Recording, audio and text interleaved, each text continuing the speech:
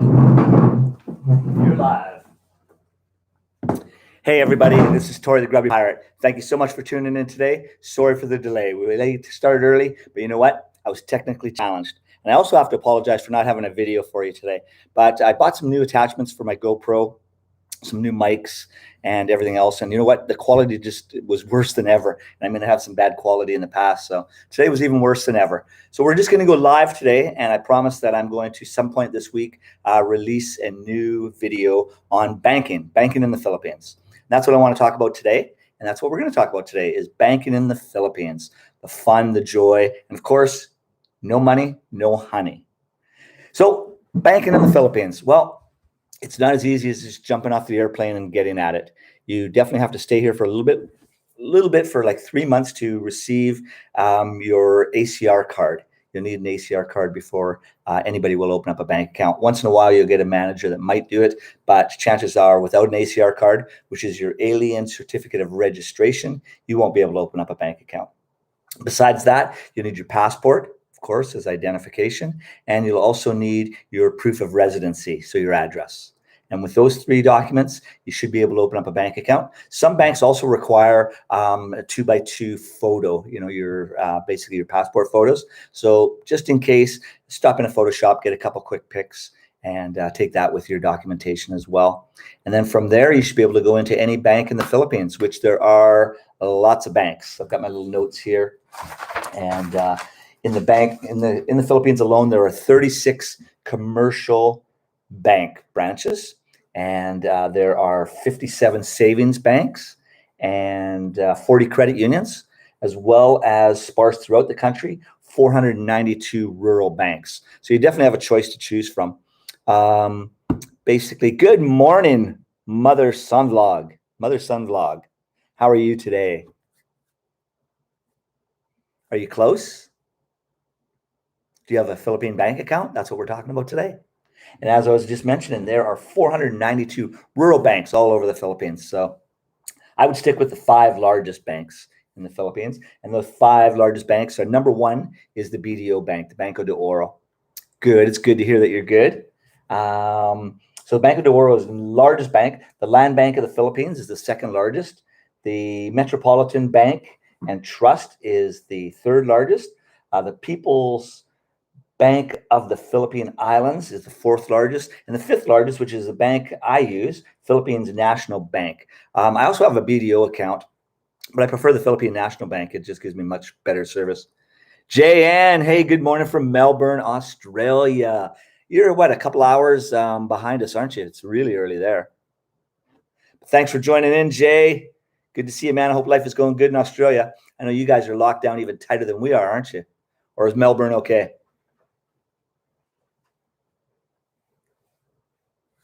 And there's 3 of us on here. Yeah, hey, Jay, sorry about not having a video for you today. I was just having technical difficulties and never really had time to put one together. I had one put together, but I have a new microphone. I bought the Media Mod, it's called, for the iPro Hero Black 8, which is what I have, and it was pretty shitty quality. So I decided not to release a video today. We're going to wait and just fine tune it and get something out as soon as I can. Hopefully by Tuesday or Wednesday, I'll have something. Hey, Danlise.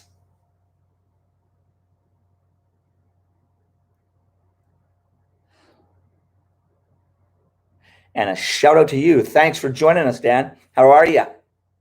We're just talking about banking in the Philippines. If you have anything to say, let me know.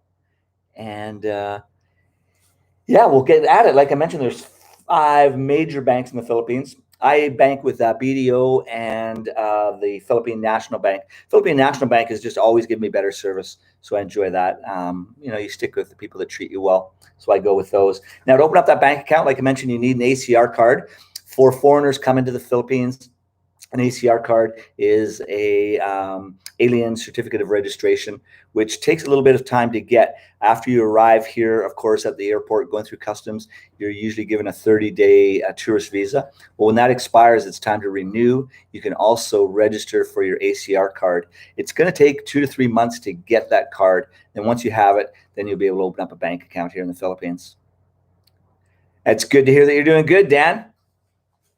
So then once you have that, you need your ACR card, your passport, your proof of residency, as well as possibly some 2x2 photos. Some banks require those, some don't. You'll get to the bank, they'll require them. You'll have to fill out everything, and then they ask for those photos, and you have to run and get it. So just to save yourself some grief, aggravation, and time, just head into the bank and have those passport photos with you. You can get them anywhere in the Philippines. They're all over the place.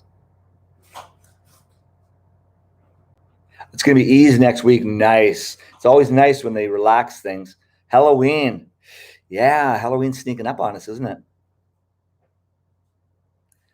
The internet looks good this morning. You know what? It might look a little bit better now because, I had some people mention to me that the quality of the picture really sucked. So I played around with it and found the actual 1080 settings. So hopefully the pictures are going to be a lot better, as well as the sound. I purchased last week. I pictured a wireless Go microphone. Purchased that. I haven't set it up yet. I'm going to try and figure that out. As well as I also purchased the Hero 8 Media Mod. It's a case that comes with speakers front and back and stereo sound all over. I tried to use it, but I didn't have the settings set properly while we were filming, and the quality really sucked. So hopefully, Tom and Hannah, that will be a lot better in the future, both our picture and the sound quality. So hopefully they'll just keep getting better and better and better. And if you have any suggestions, please let me know. I hate having a shitty video. I'm a perfectionist. I like having it working well. So we're just talking again about setting up bank accounts in the Philippines. It's always nice because as a foreigner, I have to use my debit card a lot. And every time I use a debit card with a foreign debit card in the Philippines, you're charged 250 pesos. And that adds up. That's $5 American, basically $7 Canadian. And every time you use your bank card, it adds up, because as you know, in the Philippines, you can only withdraw a maximum of 10,000 pesos with each transaction. So there's a it's actually $7.90 Canadian for every transaction of 10,000 pesos. So my card allows me to take out 40,000 pesos per day. So again, that's 4 transactions, multiply that by $7.90. It adds up very quickly. So it's always nice to get a Philippine bank account so that you don't receive those foreign bank card service fees. And so I always recommend to get a bank account as quickly as you can. You need a 2,000 peso minimum balance, which has to be in the account at the end of each month, or the bank account is automatically closed. Yeah, the Philippine banks, they're handy, but like I said, you only take out 10,000 pesos at a time. Some banks will allow 20,000 peso transactions, but there's not very many of those machines around. I've actually never seen one. I've heard people say, oh, you go here and they've got one, but it's not usually, where there's a lot of foreigners. It'll be more for locals, because again, the banks, they love a foreign bank card. I mean, they're making so much money off of every transaction, so they love it. And let's see what else. Now, with a credit card, when you're using a credit card from your bank machine, there's 3 options. You have your savings account, you have a current, which I never heard of, but current basically means checking account, and then you have your credit card. My credit card, I have a pretty good limit, and I have an unrestricted daily limit in North America, which means I can use it as much as I want and get as much as I want. But here in the Philippines, it only allows me to take out 15,000 pesos per day. So that's 2 transactions. 10,000 with one, 5,000 with the other. So right away, that's over $15. And $15 is a lot of money. $15 is what? It's like 300 pesos, somewhere right around there. So that adds up every time you have to use your bank account.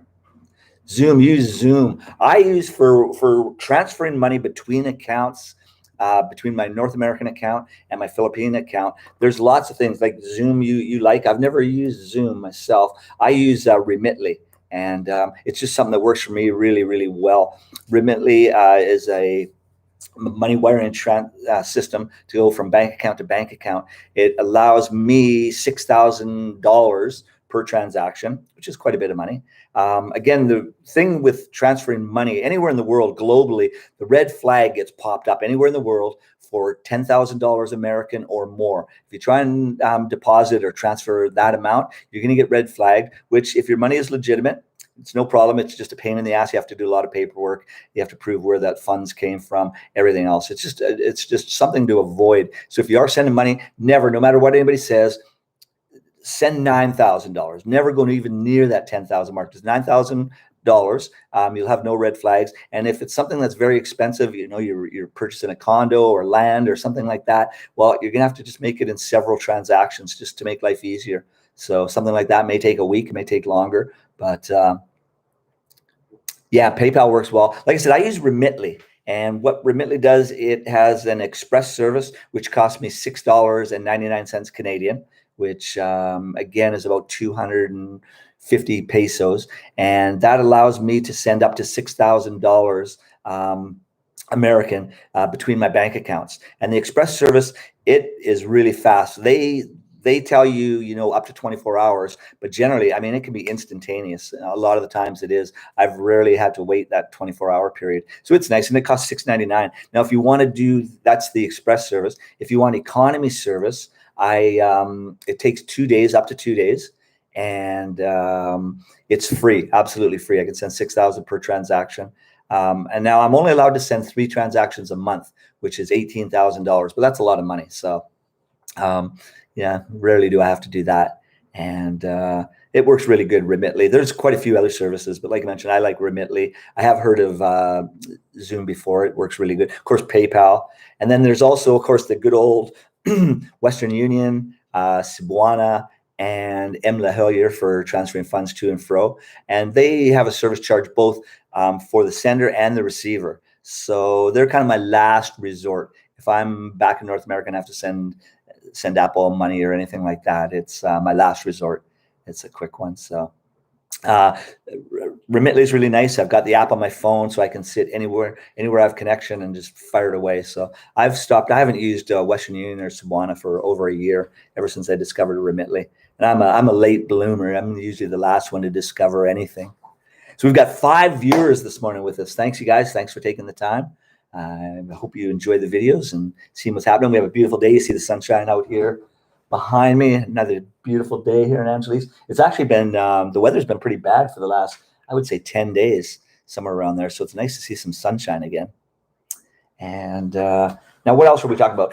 The ATMs. Yeah, with ATMs, that's pretty easy. They're everywhere.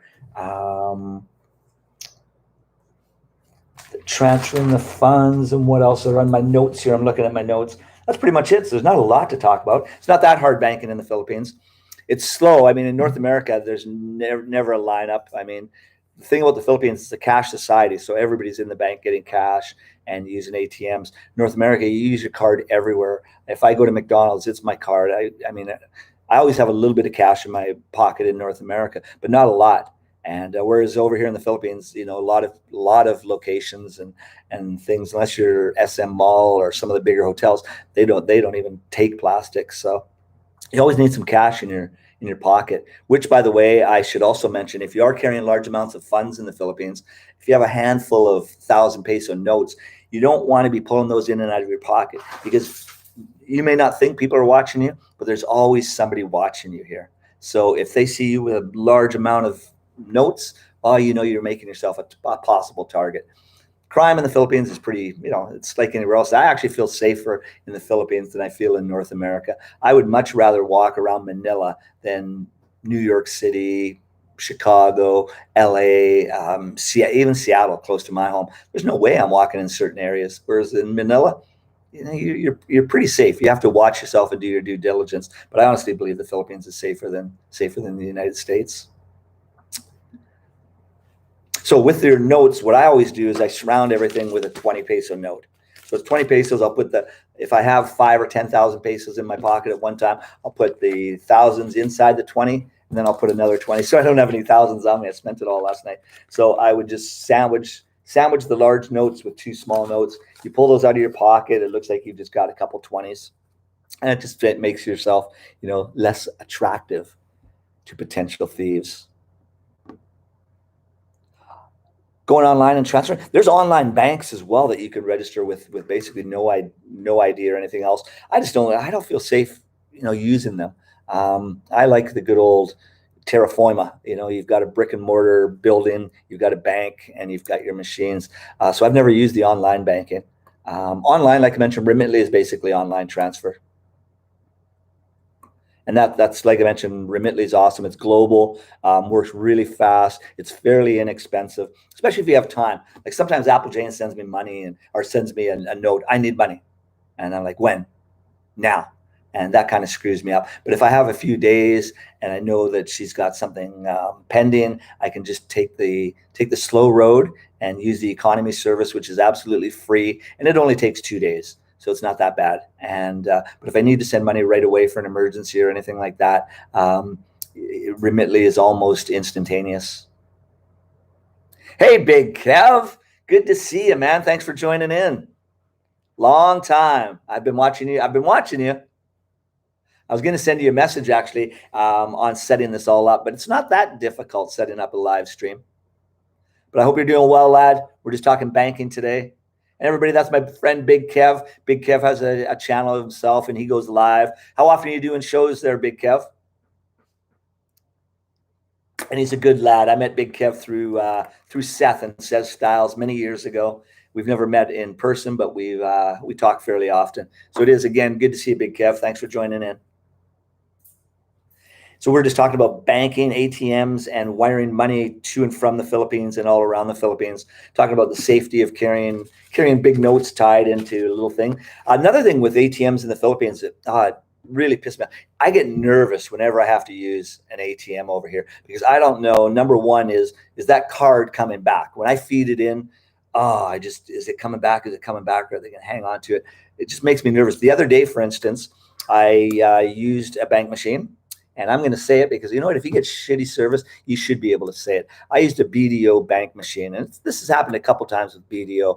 I went in, I did everything. I put in my PIN number. Yes, I will accept the foreign debit of 250 pesos. No, I don't want a printed receipt. And then all of a sudden, you hear the money wheels turning. You figure you're getting money. It's going. And then all of a sudden, a note comes. I forget exactly what this one said, but it basically told me to hit the road. And so I took my card out, but I felt uncomfortable about it. So I got online, got on my bank app, and I checked out my account. And sure enough, the funds had been withdrawn, but the machine didn't spit out any money. It was a 10,000 peso withdrawal. So I'm out $296 Canadian. It's not the end of the world, but it's a lot of money. That's 10,000 pesos that I should have had in my pocket. And now when was that? That was like 4 days ago. It still has not been returned to my funds. Everybody goes, oh, don't worry, it'll come back to your bank account within an hour. Well, it's been 4 days and there's still nothing. They've still got my money. And that's happened a couple times on BDO. So I get nervous whenever I have to use an ATM over here. Like I said, a lot of people, their cards never get returned to them. And then the machine doesn't release your money. That really pisses me off. Tap and go pass here? No, I've never seen that here, Jay. No, there's no tap. Very few places actually even accept debit cards. The big stores do, like SM Mall, some of the stores in the mall, your big chain stores that are, global. They'll have, but they don't have tap here. I've never seen tap, but they do have debit machines and some of the bigger hotels. But if you're just walking down the street, the stores, they don't accept debit. A lot of people don't even know what it is. And it's definitely not like North America or Australia or Europe where you use your plastic everywhere. It's funny when I'm back home, everybody goes, I don't even carry cash. Well, I always carry a little cash because even in North America, sometimes, your bank card gets demagnetized or it doesn't work. You break your card or whatever, and you're screwed if you don't have any cash in your pocket. So I always have a little bit of cash in my pocket. Unfortunately, in the Philippines, a lot of people have a substantial amount of cash in their pockets. So again, you make yourselves a target. Personally, I prefer the cash society rather than the plastic, just for Big Brother, because I know with the plastic, they're monitoring you, they're selling your information. I'm getting phone calls from all kinds of companies and scammers and everything else because they purchased my it should be confidential information, but the banks sell it. Even if you click the little thing, don't sell my thing, believe me, the banks sell your information. And that really, really pisses me off. Yeah. Sometimes the machine, it takes your card right, Dan? It's unbelievable. and then try to get your money back. It's like trying to get a refund on anything in the Philippines. Once you've given your money in the Philippines, you're not getting it back. Even stores over here, even large stores like Home Hardware, Ace Hardware, and everything like that. Once you bought something, if you try and return it, there's no money transfer. There's no money returns. It is, some places you'll get lucky, and they'll give you a store credit rather than your money back. But that's only if you get lucky. Also, it's really funny. One time I was in a store on Siargao. I was in the hardware store, and it was a fairly big store. It's probably the biggest hardware store in the Philippines. And again, it's shitty service, so I'm going to say who it is. It's Jolan Hardware Store in Siargao.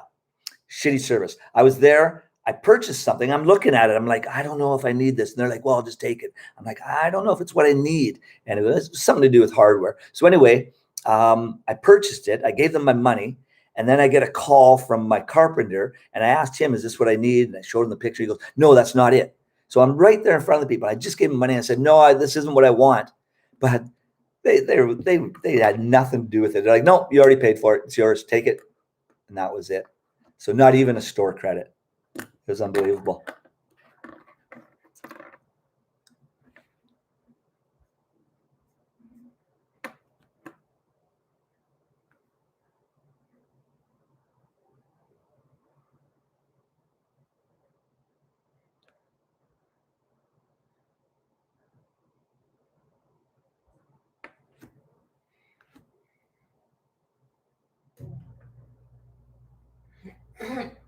Oh, sorry about the stretch there, everybody. It's early in the morning. I'm tired. 7 a.m. I don't know what I'm going to do for the rest of the day. Sunday here. BDO debit to pay groceries in Robinson's. They swiped it. It says the transaction was not processed. It's an error, so I had to pay cash. But when I went, they charge you. So you paid cash and they charged your card. Oh, that's a double slap in the face, Lise. That really hurts. I've never had that happen to me. I can see it happening when you explain it. Oh, I can totally see it. And it's something I'm going to watch out for sure now. And then impossible to get it back, right? It's so funny. The one thing in North America with websites and everything like that, most companies will reply if you send an email or something. But in the Philippines, you never get an email back from somebody if you try and contact them.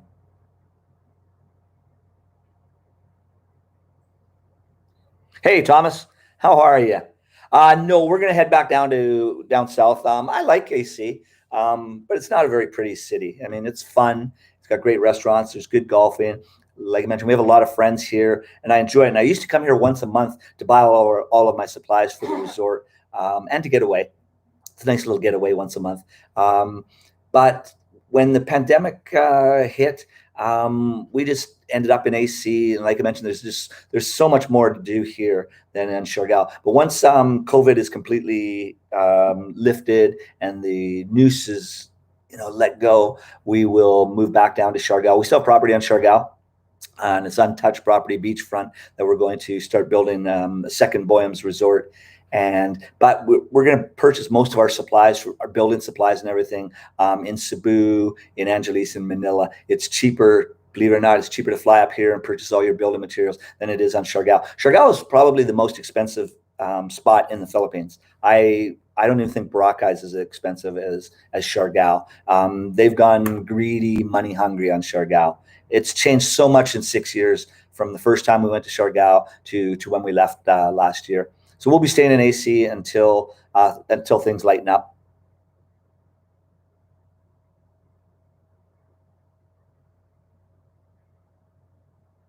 Took 11 months. Oh, I had the same thing one time with Philippine Airlines. I canceled the flight, and I wanted my money back. And it took a year to get that money back. And this was not during COVID. This was 6 years ago.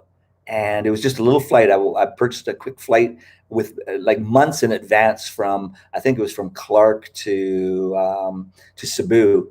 And, I just decided a couple months before the trip, I'm not going to go. Just get my money back. It wasn't a lot of money, as you know, flying in the Philippines isn't too expensive, but still it took over a year to get it back. And that was just constantly, where's my money? Where's my money? Where's my money? Where's my money? And then finally they got sick and tired of me and actually put the money back into my onto my credit card.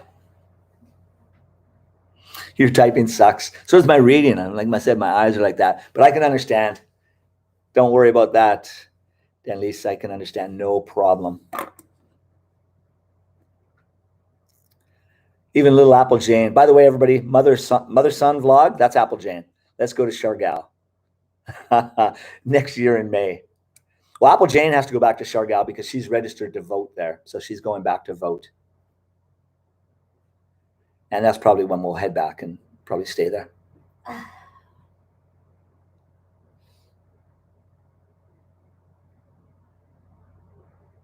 Yeah, you guys can come down to Siargao with us for sure. It's a great spot. It's beautiful. Like I said, it's changed a lot in the 6 years, but it's still an incredible island. It's my favorite spot in the Philippines.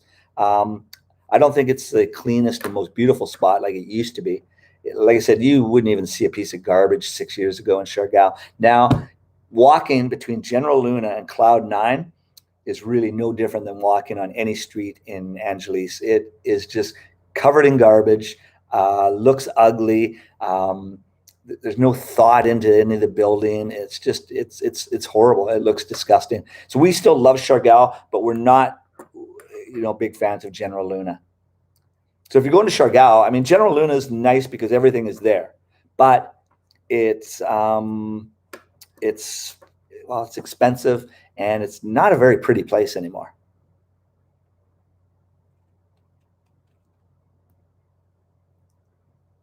Siargao is also very expensive to fly.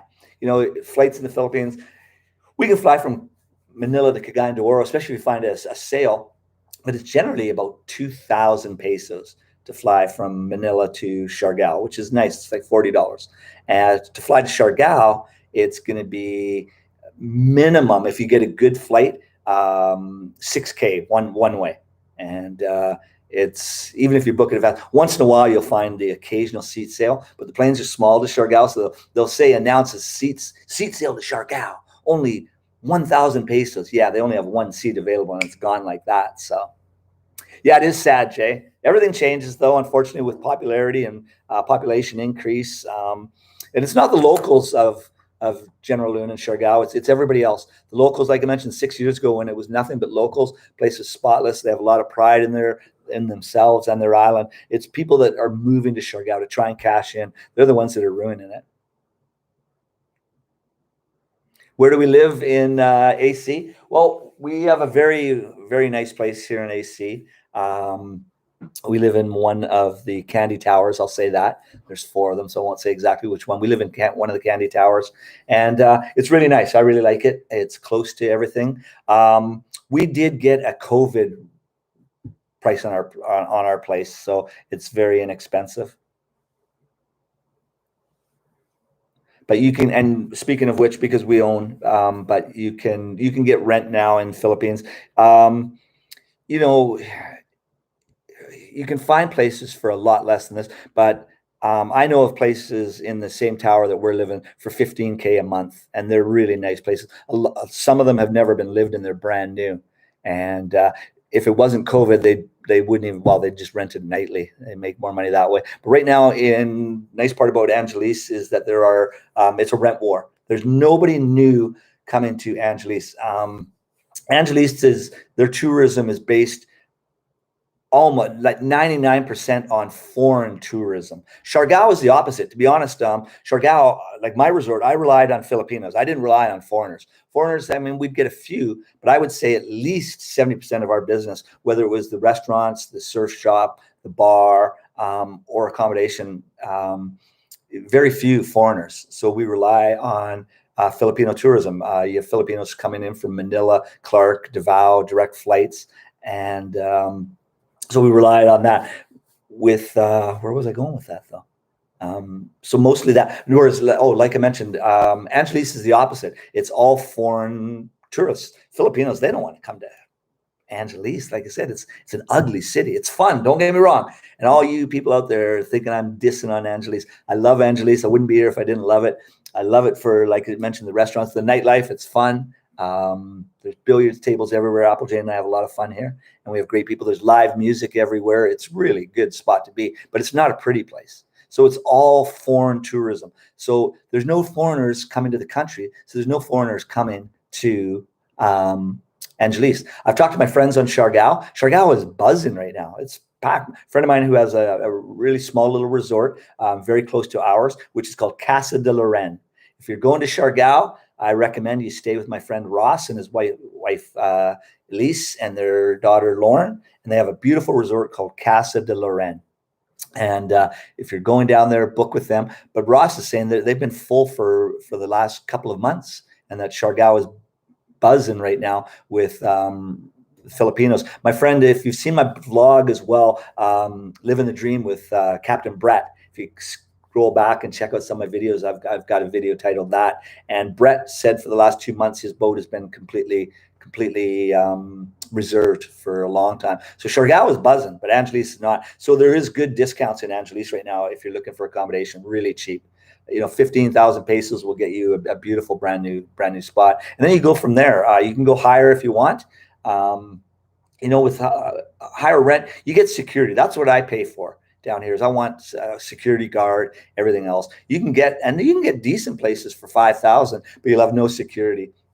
And from my experience, anybody that lives in spots that have no security, they generally have problems. So I just look for a spot that has decent security. That's my number one concern. Our resort there, Nick, is called Boyham's Surf Camp and Resort. Boyham's Surf Camp and Resort. We sold it last year, though, Nick. So we're just in the process right now. We have new land, and we're going to build the second, Boyham's 2. It's going to be called Boyham's Burgos, actually, because we're not in General Luna. We're in Burgos, which is on the northern part of the island. And it's absolutely beautiful. We have beachfront property there. Our property is, we're along the highway, we're along the beach, but it's a fairly narrow property and it's a long way from the road. So anybody driving by can't really see the water. So we've got our own surfing spot. Nobody comes in there, and it's a really good surf spot. So we're pretty excited about getting that going. And once COVID restrictions are eased up and we can fly in and out of Cebu without any quarantine, which there is no quarantine to go into Siargao, but there is to Cebu. So that kind of sucks. But once there's no quarantining or, no tests needed, you got to remember, getting your PCR test is 4,000 pesos. So if you start doing that every time you go somewhere, that's not a lot of fun, and it adds up. So once that's released, we'll start building the second resort. Right on, Nick. I hope you do check us out. That'll be good. It'll be called Boyam still, so it'll be good.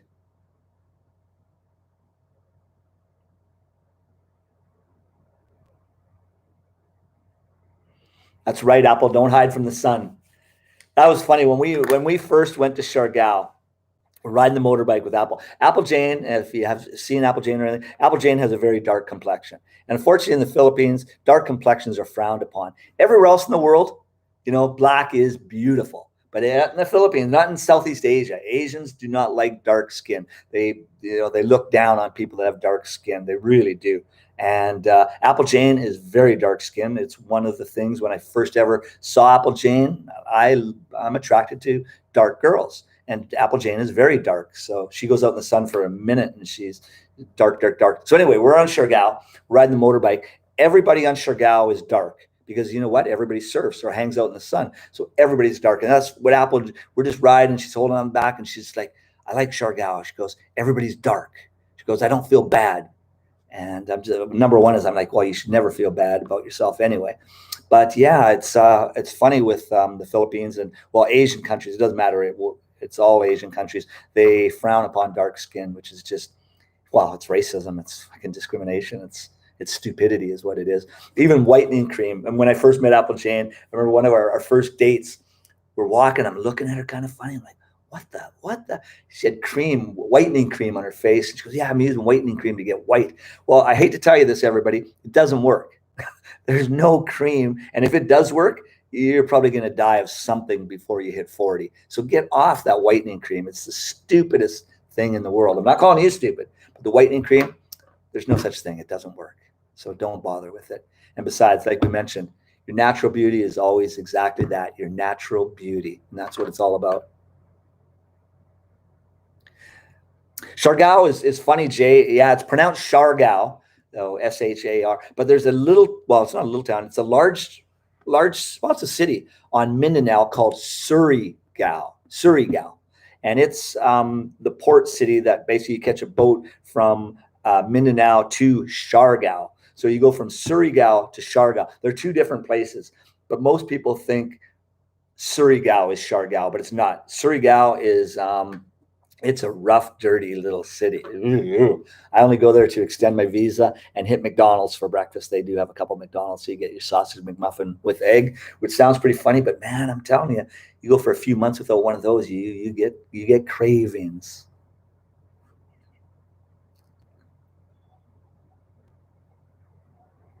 Tori is very strict about the whitening cream. I just hate wasting money. That whitening cream is not cheap, and it's just silly wasting money. Now, the one thing I do recommend you buy instead of whitening cream, Apple, is suntan lotion. Okay, you need your sunscreen. Don't forget your sunscreen, everybody.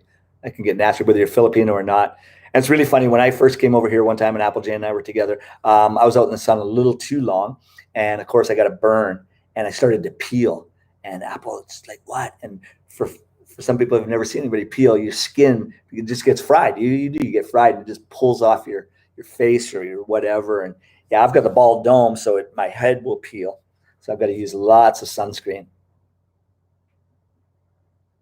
You cannot convince a Filipino. I'm sure that wouldn't know. You can't, Graham. You can't convince them. They probably think that I'm crazy right now saying that whitening cream doesn't work, but you're absolutely right. You can't convince a Filipino.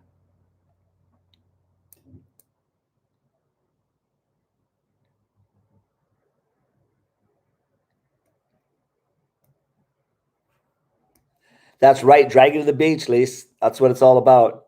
There's nothing better than sitting on a beach. Baby powder, Apple. Yeah, that's what they use in Japan a lot of times.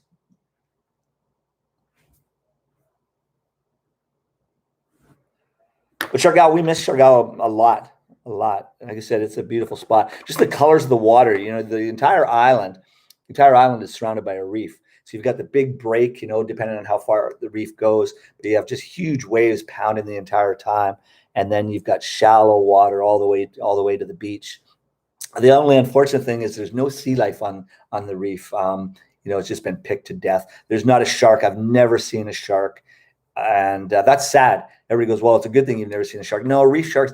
A shark is not going to attack. We're not on their menu. We taste terrible, and the only time a shark attacks a person really is by mistake. So you don't need to worry about that. Now, I wouldn't want to get attacked by a shark because that'd be a horrible way to die. But still, not seeing sharks is a bad thing. That means there's no sea life. There's nothing there, and that's sad. It's horrible that there are no reef sharks. You know, your little black-tailed reef sharks and everything like that. You never even see those. You don't see them.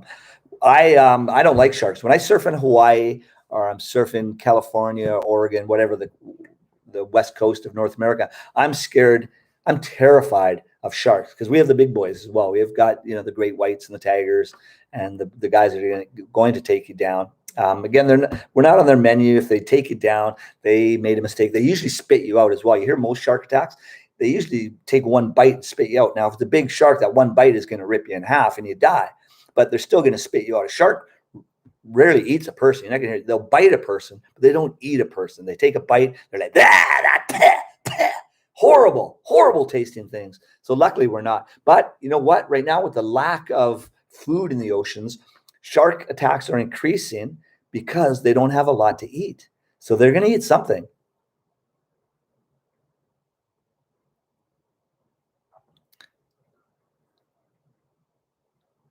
Oh God, Australia, yeah, you've got the big boys in shark attacks. But yeah, North America, I would be terrified of shark attacks. Number one is North America water is really, you know, dark, so you can't see what's down there. Hawaii is a bit different. You can see what's coming to get you. The water's lightening up. Here in the Philippines, especially Siargao, the water is so crisp. Been in the surf a lot. I've never seen any shark, even a little tiny reef shark, and it's sad. It's very sad. It's not something that Filipinos should be happy about. It's not a good sign if there's no sharks around. I saw Jaws when I was too young, the movie Jaws. I saw it when I was 7 years old, and I've been terrified of water ever since. Even lakes. When I was a kid, not anymore. Lakes and rivers don't freak me out, but they used to when I was a kid. Yeah, exactly, Thomas. A shark usually thinks we're a seal because we do look like a lot like seals. I kiteboard a lot, which is kite surfing, and you've got a big kite that pulls you and it surfs. And I do that in North America, where I live. There's a town called Squamish, and Squamish has wind from guaranteed to have great wind from 11 a.m. until it's dark. So it's an awesome place to go kiteboarding, and we have a salmon run. Salmon go up the river to spawn, and of course the seals follow the salmon. And there was one time when I'm bobbing in the water, and right around me I'm surrounded by seals. And they look like people, and they're just all over the place. I counted one time. I counted there was 23 seals within counting distance of me, and they're chasing the fish. Now the sharks are chasing the seals. So you've got the seals chasing the salmon, the sharks are chasing the seals, and then there's me kiteboarding.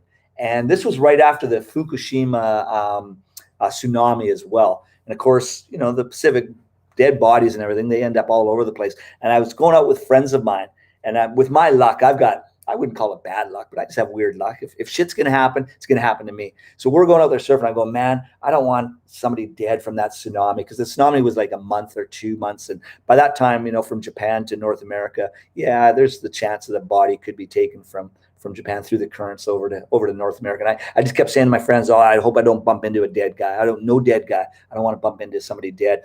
Anyway, I'm kiteboarding, and I lay down in the water for a couple of seconds just to rest and relax before I get the kite back up. And sure enough, something bumps me. And I wasn't worried. It wasn't something that attacked me. It bumped me. And I looked over, and it was a dead seal, but a seal looks very human. The face and the size of them, they're big. Like, they're bigger than me. Anyway, I bumped. It was a dead seal, and I looked like in the water. It was a little bit under the water, and it was its head and face. And it looked just like a person. And of course, yeah, I just. But then I noticed that it was a seal. The Enchanted River. Oh, good, Lisa. Right on. Glad to hear that there's baby sharks in the Enchanted River. Now, river sharks, they can be some of the most dangerous. You have bull sharks and everything else. They like the brackish water. Those can be some nasty sharks.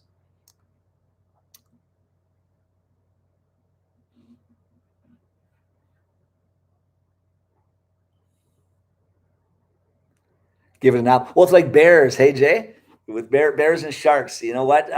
Here's a secret. If you're in North America and you're worried about bears, just make sure the person you're with can't run as fast as you. So you don't need to worry. That's the same thing with sharks. Whenever you're surfing with somebody, make sure they can't swim faster than you. You'll be okay. Problem is, Applejack can swim faster than me. She can surf better than me, and she can swim faster than me.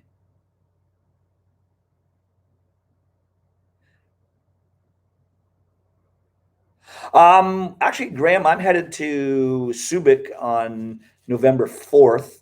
We're going out for a little golf tournament, and that's not really north. That's only half an hour, 45 minutes from Angeles.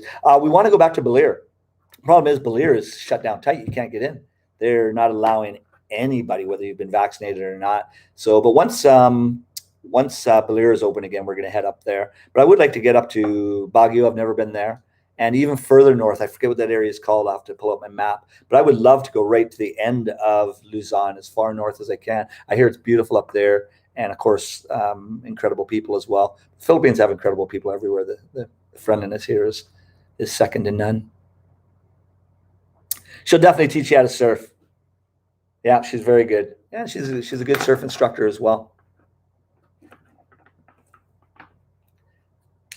She would teach a lot of our women guests on Siargao, because all the surf instructors on Siargao are pretty funny. They're all guys. They're all horny young guys, and they don't even teach the girls to surf. They just look at their asses and just give them a little push and stuff like that. It's pretty funny. So a lot of women look for a woman instructor, and that's exactly what Apple is. Oh, La Union, beautiful. Oh, 100 Islands. Yeah. I mean, just islands in general are just perfect spots to visit. I love beach shore. I love just following the shoreline. That's great. Hide rashes from a Shargal surf instructor? Nah, they'll sniff that out from a million miles. So, yeah, they're pretty funny. And as a foreigner, I can't teach. I can't teach surfing in the Philippines. It is illegal, I guess, because it would be infringing on your tourist visa. So they do that. But when I first went to Siargao, I would teach people because I hate to say it. I was a ski and snowboard instructor my entire life and a coach, so I know how to teach. And surfing is exactly the same. You go through the same process. There's steps to learn how to surf, and I'm very very good at teaching. So anyway, I would teach people that came to our resort, and I'd have 8 or 9, and the beach would be packed with people watching me teach. And of course, they're just sitting there like they were not happy about that. So I stopped. I had some of the locals just tell me, "Hey, don't teach. You're going to get a club to the back of the head one day." And so I stopped doing that entirely. Foreigners teaching, yeah, it's not a good thing to do. You're taking away the livelihood as well of the locals. So we had a small surf school. We had five instructors, Apple. Huh? We had 5 surf instructors. Yeah, we had more than that. We had 5 full-time instructors and probably 5 part-time that when we got really busy we would need them. But my guys were all certified, and they had to be good. That was the one thing. There's a million. Problem is when you go to Siargao, and if anybody's going there to learn to surf, number one, it's not a great spot to learn to surf. There is beginner surf areas, but even it's super packed and it's still not that good. But you can learn to surf there. And if you do, everybody thinks they're a surf instructor. But you know what? There's guys that can't even swim that call themselves surf instructors. If you go there, you have to go to one of the larger resorts. Right now, Casa de Loren is a great spot. Kermit is a great spot. The Greenhouse has a great school. Harana Resort has a really good surf school. Fat Lips as well. Those are really reputable spots. You'll find cheaper, but why do you want to save 100 pesos? To get somebody. The unfortunate thing about Siargao now is because surf instructors make a lot of money. Surf instructors make more money than doctors. So when you're there, number one is don't think, oh, that poor surf instructor. they're making a lot of money. They really do. All my surf instructors, they made more money than a doctor. And they spend it faster than a doctor too. So they're always broke, but they make a lot of money. Anyways, you get what you pay for. Why save 50 or 100 pesos? A lot of people in Siargao, because there's a lot of money in surf, they will buy a surfboard, or somebody will give them a surfboard when they leave the island, and they'll call themselves an instructor because they're going to make money. And all they do is they go out and push you. Some of them can't even surf, but they'll just go out with you. They'll give you a push and yell, "Stand up! Give me 1,500 pesos, please." It's incredible. So make sure you go to one of the reputable spots. If you need to send me a message and ask, by all means, I'll recommend you to who I believe are the best.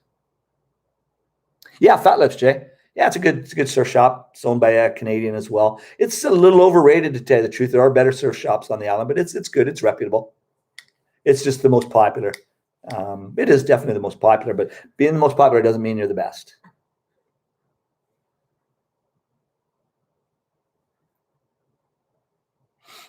Fat. Now I know what you mean, Jay. I'm a little slow this morning.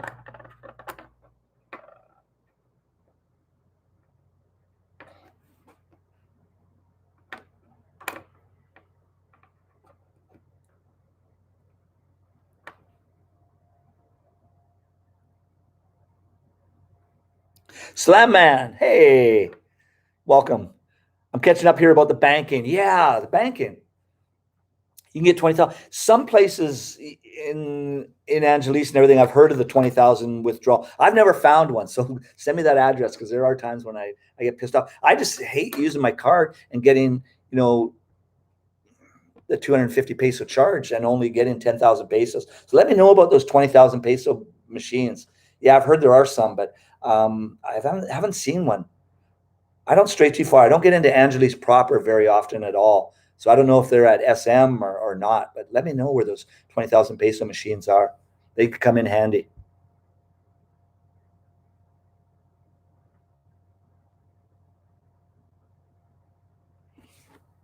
Yeah, Fat Lips the surf shop. It's good. It's popular, and they've really branded themselves well. They have nice logos, and the most popular you'll see. I see in North America people wearing the Fat Lips shirts on occasion. It's pretty good. But don't forget Boyams too. There we go. I'll get you t-shirts.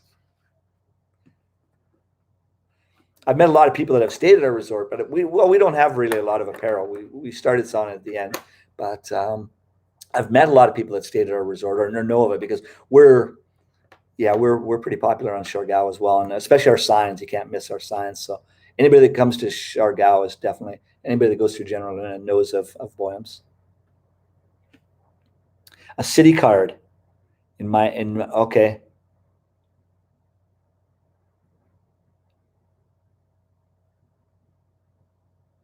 Yeah, the 250 pesos. If you're not using it too often, it's okay. It's just if you're using it daily, living here. When I first came to the Philippines, I never had a bank account. It was so. I think it was my second trip here that I ended up getting one. My first time it didn't, and it just added up. And I'm not cheap, but I just don't like giving my money away anymore. So BPI is the 20,000. Okay, I'll definitely keep my eyes open for that. I want to find one of those machines. But I don't carry around a lot of money like I used to. My only expense really is once a month. What would be my most expensive things? Massage. I love massage. I'm hooked. I love it. And no, not the happy whack end. I mean a good massage. And I've got an unbelievable person. I've got two people in Siargao. If you go to Siargao and need a massage, oh, yeah, they're unbelievable. And I've got two people that I can recommend to you. And if you're here in Angelisa, use Rain Spa. Rain Spa. I don't know what street it's on. It's somewhat close to the Queen's Hotel. But Rain Spa, and ask for Lucy or Merle. They're phenomenal. HSBC. Yeah, HSBC is kind of a universal bank. It's not just limited here, so they're pretty good. City as well, right? 40,000 out at a time. Whoa. Free withdrawals. I'm somewhat lucky now. My bank doesn't charge me that 250 pesos. I went into my bank and talked to my manager. They're like, yeah, okay, we'll waive the fee. Not that I have a lot of money over there, but I just said, if you want my business, then I want the fees taken off. So luckily they did do that this year.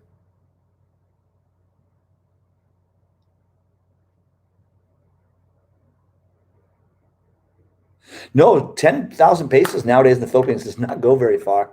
That's scary, isn't it? It used to when I first came here. That's only 6 years ago. I've only been in the Philippines for 6 years, and it's really changed quite a bit. Some for the good, some for the bad, like everywhere in the world. There's good and bad, and it's constantly changing. But it's been a rapid change in almost everything imaginable in 6 years.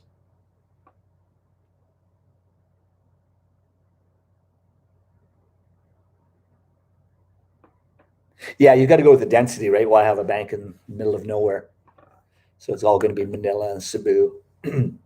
Start coming out. Angeles is definitely growing. And, the airport, Clark Airport, is phenomenal. And there's a lot of hotels going up around Clark. Clark City is really what's really growing. I wouldn't say Angeles itself. It's Clark City that's really just going crazy with all the call centers and foreign business, casinos coming in.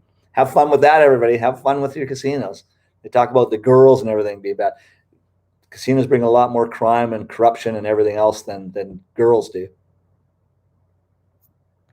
And good day to you in Australia as well, Slam Man. We got a couple of Aussies on here. Right on. I've never been to Australia. I've been to New Zealand with my ski career. I was in New Zealand almost every year, but I've never made it over to Australia. And I've got a lot of Australian friends, even that I met before I came to the Philippines. Of course, living on Siargao, we've got quite a few Aussies there. And my best mate is a buddy named Ross from Siargao. And God, he's lived there for 25 years. He's been on Siargao. Speaks perfect Visayan. Even Apple says he speaks better Visayan than she does, accent and all. Pulls it right along. And I talked to him about it because I like to know languages and everything as well. I'm really bad at learning languages. They say it's a sign of intelligence. Well, I guess I'm not very intelligent because I have a hard time picking up other languages. But he didn't really learn it until he had a daughter, until she started going to kindergarten. Of course, it's on Siargao, especially back then. I mean, Lauren, his daughter right now, is 20 some years old. So it was a long time ago where there was no English on Siargao. There were no foreigners. Anyway, he said to me that he learned when she went to kindergarten. He basically went to kindergarten as well, and just by her growing up in schooling, he had to learn the language, and he did. It's phenomenal. It's impressive. I'd like to know, just so that you know when people are talking shit about you. That's all I want to know. Yeah, definitely, Slam Man. Don't forget, don't go over 10,000. I mean, even if you probably have your money legitimately and tax and all like that, but it's just a pain in the ass. I made a mistake. When I was on Siargao, we leased. Well, basically purchased a property, and the person demanded all the money up front, which was well over 10,000. And I told him, and I bought it from an American, and he should have known better. And he was just he's desperate for money. And anyway, he got to send me it all at once. I'm like, no, we're going to get red flagged. I'm going to send you in a few installments. No, send it all to me at once. He wouldn't refuse. So I did. And instantly, right away, boom, red flag. And they cut off my bank account. They did everything until I straightened it out. And in the Philippines, it takes a while to straighten things out. Even just talking to my bank, talking to them at that time, and especially on Siargao with limited internet connection, it was difficult. But they froze everything because until they, did the background check and, prove that my funds were legitimate. But don't send more than, stay right at 9,000. Don't even go close. Everybody go, I'll send 9,999. It's going to get red flagged. I've heard that anything over $9,500 actually gets red flagged. So I send 9,000. That'll be my maximum that I would ever send. And when I leased out property as well, property that we had in Siargao, we leased it out, and I always demanded the entire lease up front, not monthly. Because people just come and go. Like if they're, it's not going as good as I want, so I'm out of here. No, if you're leasing something from me for 3 years, you're paying for 3 years right up front. So anyway, with that, it would take 4 or 5 transactions to send the money, and it's the Philippines. You've got all the time in the world.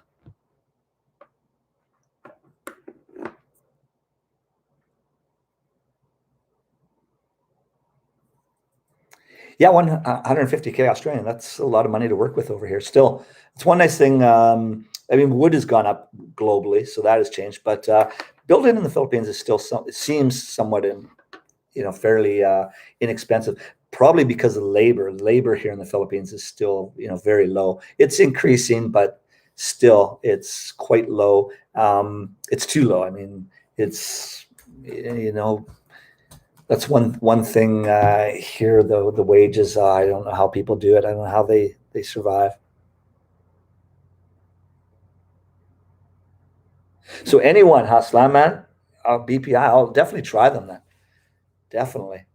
I can honestly say I probably haven't even used a BPI bank machine.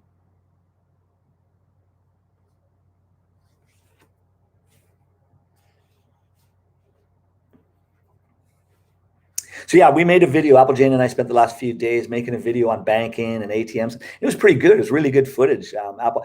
Unfortunately, we couldn't use it because the sound was just horrible. And but it was really good footage. But we're going to make one and post it up, and we'll get that done. It seemed like there was a lot more to talk about, but now that we've been talking about, there's not a lot on there. But it was a good video, and now we'll just have to redo it, which is kind of a bummer because now we'll be acting, whereas before it's just ad lib, like Apple run up and take some money out, and then you just go with that. We had some really good footage. But I'm not big on this mod. Just to let everybody know, I bought a media mod kit for my Hero Black 8, thinking that it was going to be better sound and everything like that. But if you're thinking of buying the media mod, don't do it. It's not worth it. It's 5,000 pesos, not a lot of money. But the sound quality, what this thing says it improves upon your Hero 8, it doesn't. It actually makes it more of a pain in the ass. So I don't recommend it. The wireless Go speakers, I probably shouldn't have bought these either. Like I said, I was just trying to get better sound. I don't think it was the sound in my past videos that was bad. It was just the videos themselves. So I went out and bought these. These were expensive. This was 12,000 pesos, Apple. These were 12,000 pesos. And they're outdated already. There's the wireless Go 2, which is, I checked some of the ads are even better. So if you've got a a GoPro and you're trying to get better quality, I definitely wouldn't recommend either the wireless Go. This is a little bit better, but the medium mod, don't do it. Don't do it. Power is super expensive. God, is it scary. Yeah, gas is about the same here as it is in North America. So actually, it's even a little bit less here because we are taxed heavily on our gasoline, and that's where they nail us, is with the taxes.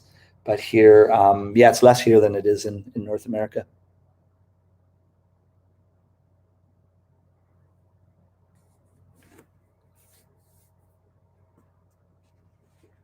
How about you, Big Kev? Are you still with us here?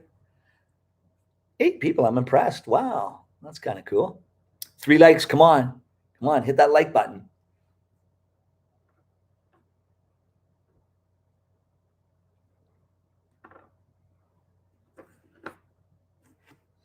I was really surprised that the first live stream had, I think it's close to 200 views. I go, oh, I never ever thought that would happen.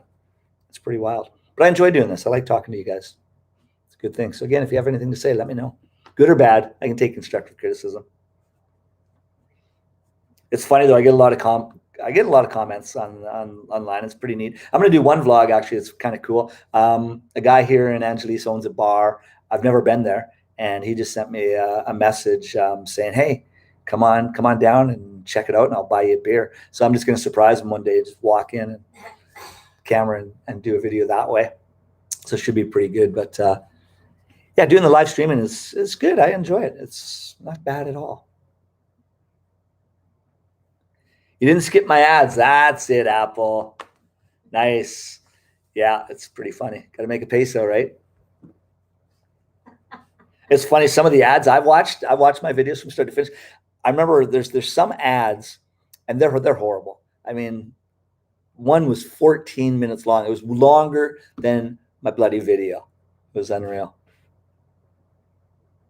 I'm in Angeles right now, Slam Man. Yeah, we're living in the big bad city, and we're going to be staying here until COVID is completely relaxed.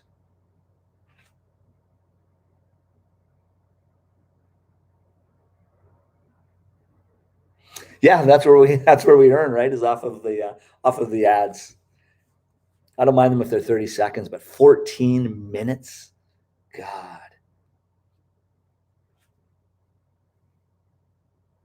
And then it's really funny. Live streams, you really got to watch what you say. I mean, I guess you do in the other ones too. YouTube, man, they're pretty picky. Any little swear word, I don't even know if this one's going to be monetized actually, and I haven't even said the F word or anything like that. The last one I did, I made the mistake of calling my driver, and it got demonetized. Which no big deal. We're not on here to make money. It's fun. It's kind of fun watching the channel grow and everything else. It grows fairly quickly. It took me a long time. It's grown recently. Last 4 videos and everything like that have had over 10,000 views, and in the last month it's probably grown faster than the last 3 years. So it happens pretty quickly, I guess. It's kind of interesting. Pop on every day and see if there's any new subscribers or how many views you have and things like that.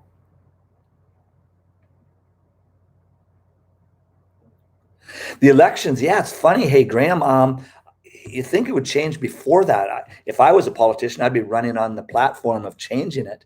But the problem is the politicians right now that are in power, I mean, you shouldn't talk politics in the Philippines, but everywhere in the world, they figured out how to cash in on it, and they're making a lot. People say, well, there's tourism in the Philippines. Believe me, they're making more off of COVID than they are tourism. That's one of the reasons why, globally it hasn't changed. Everywhere in the world, they've figured out how to cash in on COVID, and they're doing it. But if I was a politician, I would be running on, my platform would be reopening, getting things going, getting things happening. But politics are a whole different game here in the Philippines. It's a blood sport, as you know. It's scary.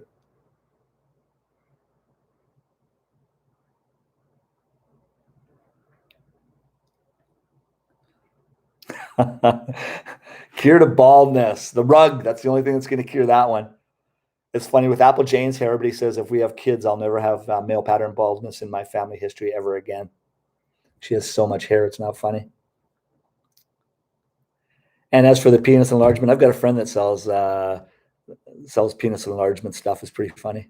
Makes good money off it. We were out for dinner the other day, and he was telling me how much money he made from selling penis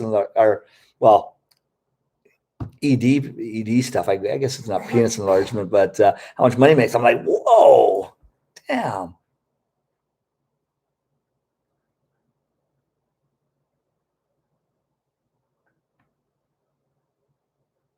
Politics, no comment. Exactly, Danlise. That's it. No comment, especially as a foreigner. No comment. But it doesn't matter where you are. Even, I'll say it on here TV. I'm not going to say anything about Philippines politics online or anything like that. But Canadian politics, Trudeau sucks.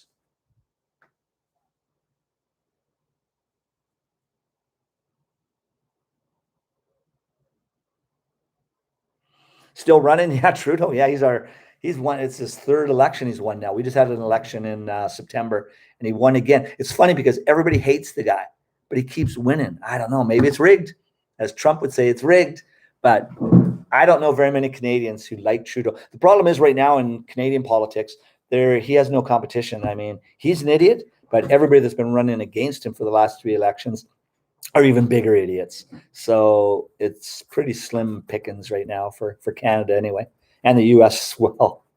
Go from Trump to Biden. Oh boy, yeah. But again, that's politics. All I can talk about is Canadian politics. And as I said, Trudeau, you suck.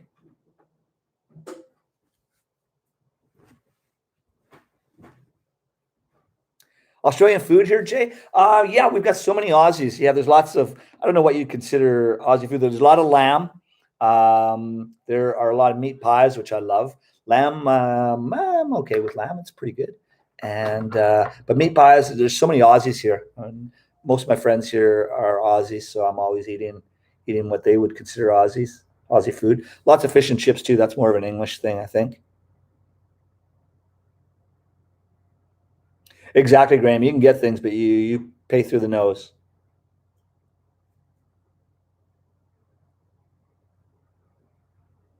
Yeah, so I hear Australia is actually, from what I've heard, is man, you guys are locked down as hard, and the news is as tight there as it is anywhere in the world. Canada, right?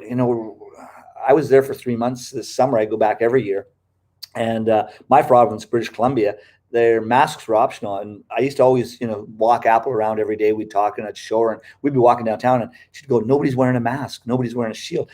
When I was in Canada to fly back, Philippine Airlines demanded the shield, not only the mask, but the shield. I couldn't find one. It took me over 2 days to find a shield when I left Vancouver. And I'd go in and ask for a shield. They go, "Oh, you mean a mask?" I'm, "No, a shield." And they're like, "What? What's a shield?" And I would tell them, they go, "Oh God, I've never seen those." But I finally, and it was the the only reason I found it was I bumped into a store that the owner was Filipino, and he had shields. So I was lucky to get a shield because they wouldn't allow you on the plane. Philippine Airlines does not allow you. Well, they do, but you've got to show that you've got your shield, not just your mask. A couple of years ago, they were not going to allow me on the plane because I didn't have a shield. They were honestly, all my paperwork was in order. I didn't have a shield. And at that time, I never heard of a shield. When I first time I left the Philippines was early in the pandemic, and shields weren't even thought of at the time. But when I came back in September, I left in May. When I came back in September, shields were somebody invested in shields in the Philippines, and so shields were mandatory. But I never even heard of them. I'm at the airport. They weren't going to allow me on the plane. And finally, this guy behind me, a few people back, he pulled one out. It was all bent and battered, but it was a shield, and they let me on the plane. But they were not going to let me on the plane because I didn't have a shield.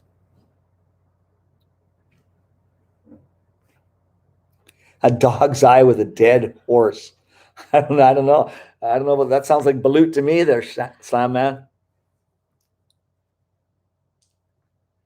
Aussie slang for dog's eye, is it? Oh, okay. There we go. Learn something new every day.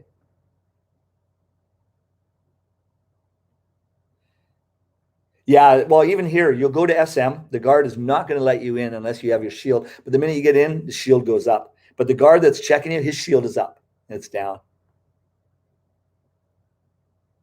Shields are completely useless. Completely useless. The masks are pretty good.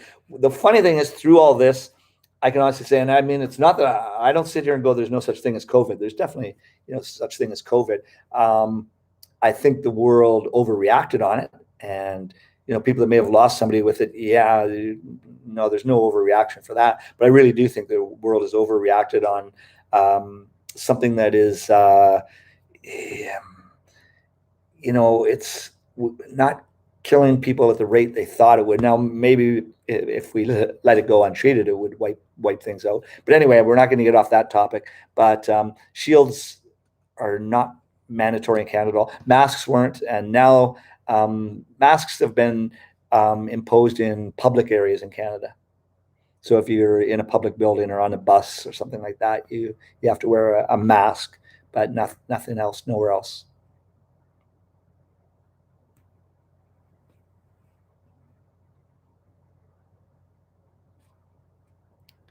It is more fun in the Philippines. That's exactly it, mother son log.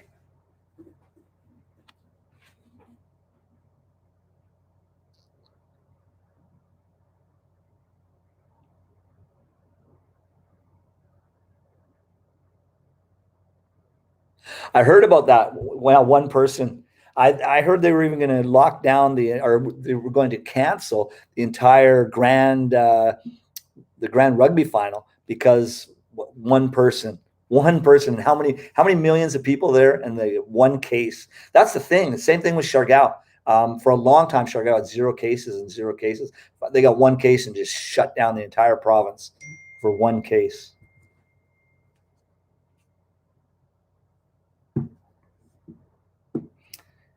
Right now in Canada with vaccination, to be honest, when this first started, I always thought, no way am I getting vaccinated. I wasn't Mr. Conspiracy Theory, and I still don't think there's a conspiracy to it. They're making a lot of money from it, but vaccinations are really what I think are the only way the world is going to reopen is if everybody gets vaccinated. That's all there is to it. In Canada, we're still getting cases, but 99% of new cases of COVID are unvaccinated people.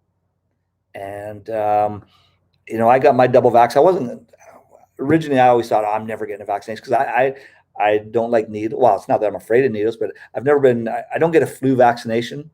And, to be honest, COVID to me, and this is my idiot, this is my stupidity. I just think it's a super flu. People that have underlying medical conditions or a little bit older, you might get COVID. But it's a super flu, in my opinion. The flu itself kills a lot of people every year, and they're forgetting about that. Now everybody is dying from COVID. It's the only thing that kills people in the world now is COVID. Cancer's not killing people anymore. Flu's not killing it. The only thing killing anybody is COVID, which I think is crap. And there's a lot of things surrounding that. COVID did cure the flu. Well, the one thing is, I can honestly say I haven't had COVID in 2 years. I haven't had COVID. I've been tested a million times, and I've quarantined just as much. But with now using alcohol, on your hands and wearing the mask, I haven't caught a flu bug, whether it was COVID or anything. I haven't had a flu in over 2 years. I used to get one every year. Like I'd get one flu bug a year. I'd be coughing and hacking and spitting and feeling sorry for myself and laying in bed watching TV for a few days. But I haven't had anything period in 2 years because I'm a lot cleaner than I used to be. I use alcohol regularly now. Even going to there's washrooms though that I will not wash my hands in because they're, COVID's probably the worst of or the least of your worries. So I just do my business. I'm clean, even if I'm touching my pecker and that. I'm not touching some of those water things and everything else. I'm just walking out, do my business, and walk out, whether you like to hear that or not. But now I'm washing my hands always after going to the washroom and the whole bit. I'm basically a lot cleaner, and I'm not getting anything.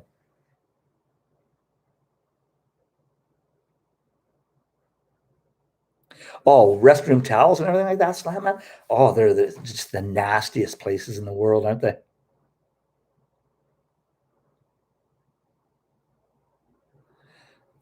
Yeah, the liquor bans. The only reason they have liquor bans is to stop the the social gathering. That's pretty much it. Liquor's not causing bloody COVID or anything else. It's just to keep people from gathering, and people like to gather when they drink. But that's one thing. I mean, you have to look at the San Miguel company in the Philippines has got to be one of the wealthiest families and companies in the Philippines, and I'm sure their sales are down. That's why this thing is not, it's there's a lot of conspiracy and everything to it, but there's a lot of companies. I mean, look at Philippine Airlines now is bankrupt from it. It can't be the only airline in the world that's either in trouble or bankrupt. There's a lot of big time companies that are losing a lot of money because of COVID, beer companies especially. And so there's a big conspiracy against it.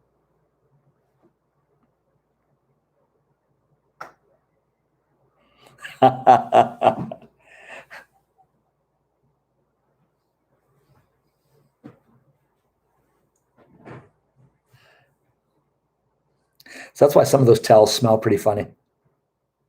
Put it back on the rack, and the guy came in and washed his hands and face. Beautiful. He deserved it anyway, Slam Man, don't worry.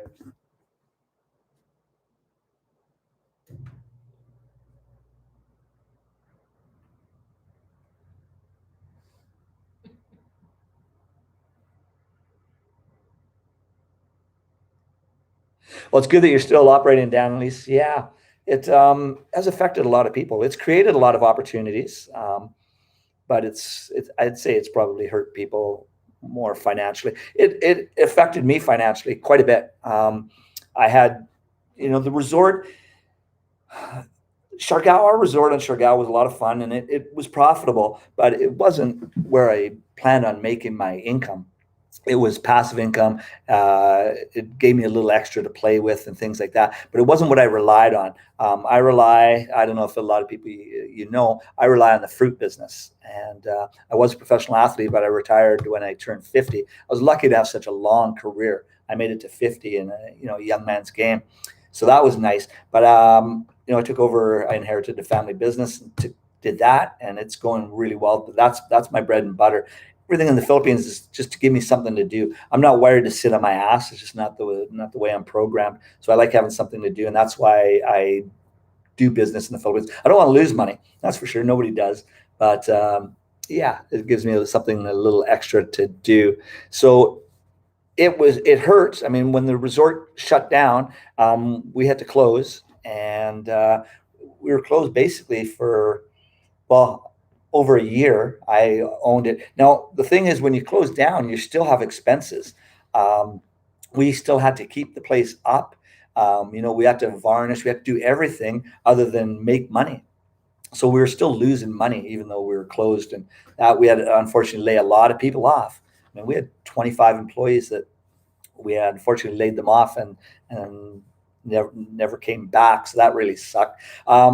So COVID hurt me personally. I had a heli ski company in Canada that was completely dependent on tourism, and it went down. It was a company that I had for 25 years, and completely done, and lost a lot of money with that because of payment of helicopters and everything else, and they were not cheap. So that cost me a lot of money out of the pocket. The resort didn't really cost me money. We sold it. We didn't make any money on the sale of the resort. We didn't do a COVID discount or anything like that or anything else. But yeah, it was the best thing that probably could have happened. Applejack and I still don't.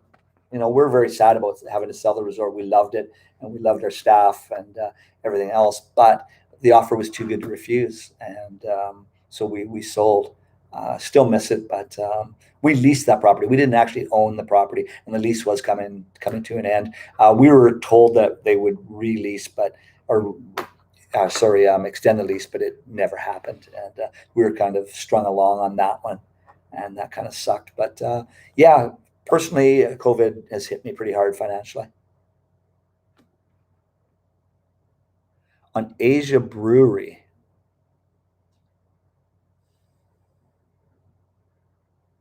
Um, I like San Miguel beer.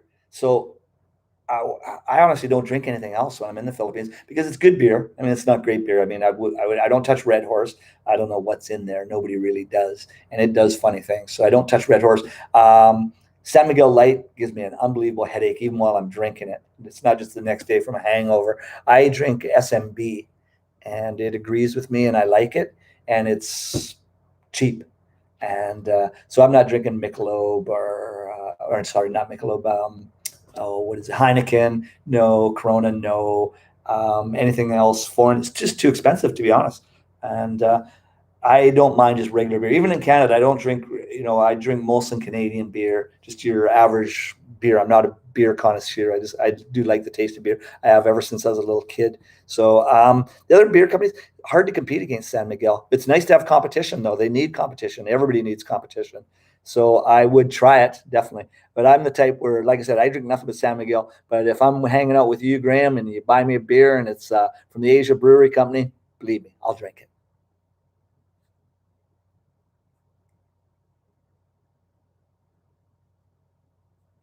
2,500 workers, including yourself, at Qantas.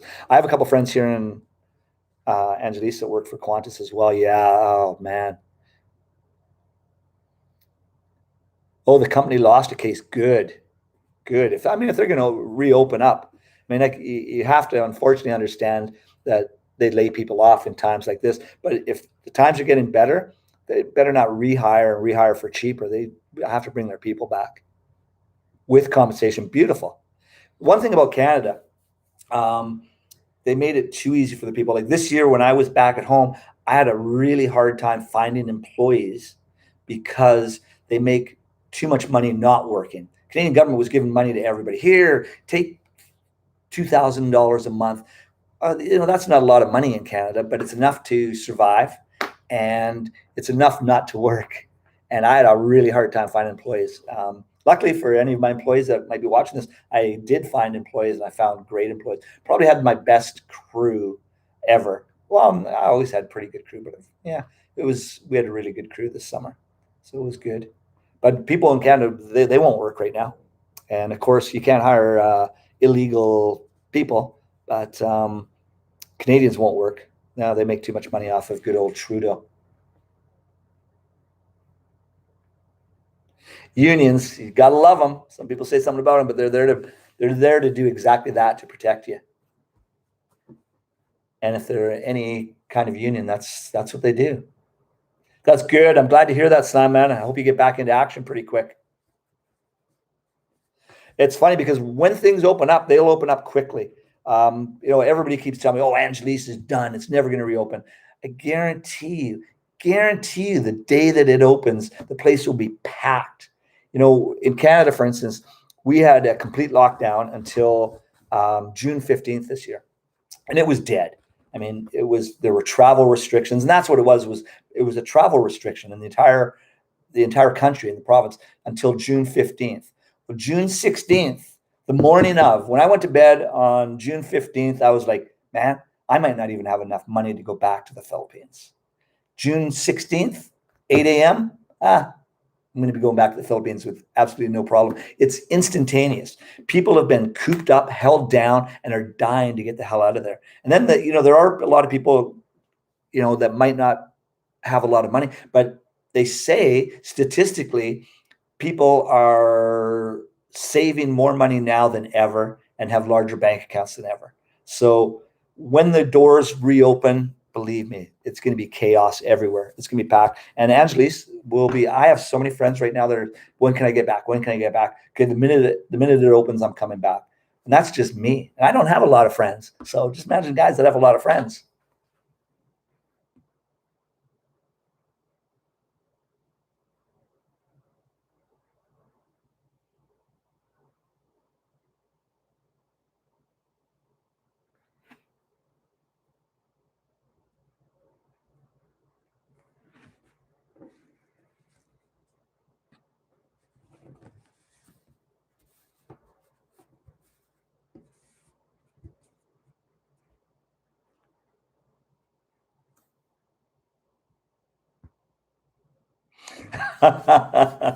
Angeles, yeah, it's still got the reputation, and the reputation kind of precedes itself. It is Sin City. There's no doubt about it. It's a fun town.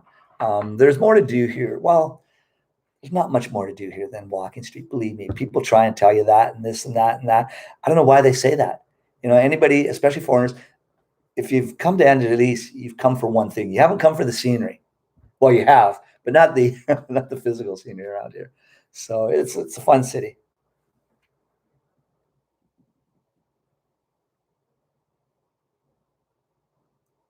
Yeah, that is the bullshit. I'd love to be a government employee. Yeah. You work from home. There's no more traveling back and forth. Everything's done on the line now. You sit in your underwear and work and answer a couple of emails and make it look like that and collect your paycheck. So yeah, it is. It's tough. It's just anything in the service industry. You're hooped, or tourism. Tourism is dead around the world. I've flown into a lot of airports in Vancouver, everywhere else. They're completely empty.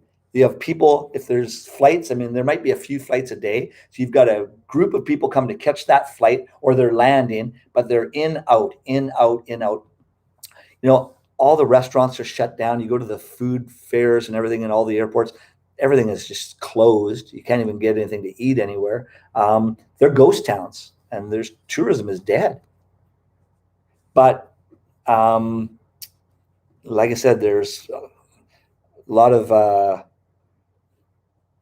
organizations and politicians around the world are making a lot more money off of COVID than they are off of tourism, into lining their own pockets. So that's honestly, in my opinion, is why this a good reason of why this just continues to be lockdowns around the world. Dickie Spaz, I like the name. Dickie. Good handle. Thanks for joining in. Appreciate it very much. Well, 1.5 hours already. Once I get the yapping, I don't stop. So you guys, when I see 0 up there, is probably when I'll end this chat stream. There's not 8 of us so far. Still only 3 likes though. That's a tough audience.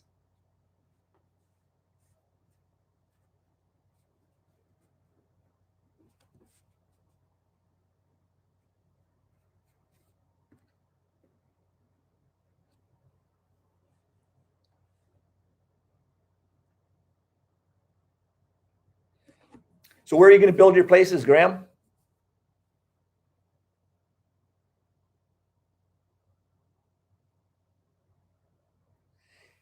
Oh, don't worry about that, Apple Jane. There's nobody here sexier than you. Nobody in this town. That's why we don't have a thing to worry about. Absolutely, Lise. Come on up anytime. We have an extra bedroom just for such an occasion.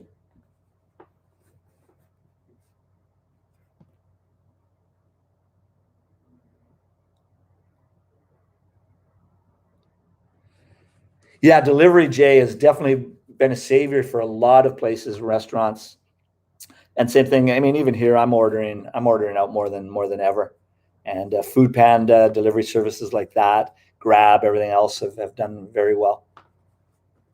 But a lot of restaurants, I'd say more than half the restaurants here are closed, more than half, and a lot will probably never open again. It'll be a complete, complete change of scenery here.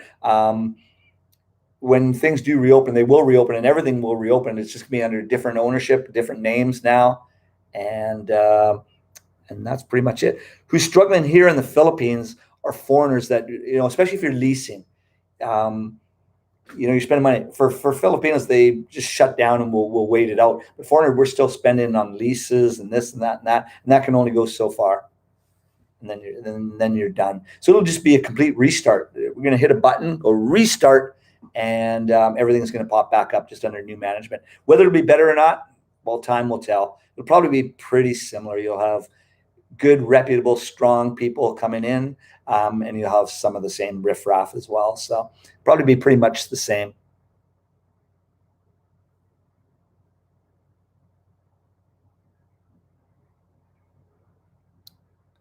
It'll be business as usual for sure, Dickie. Yeah, absolutely. Chaos, like you said. Chaos.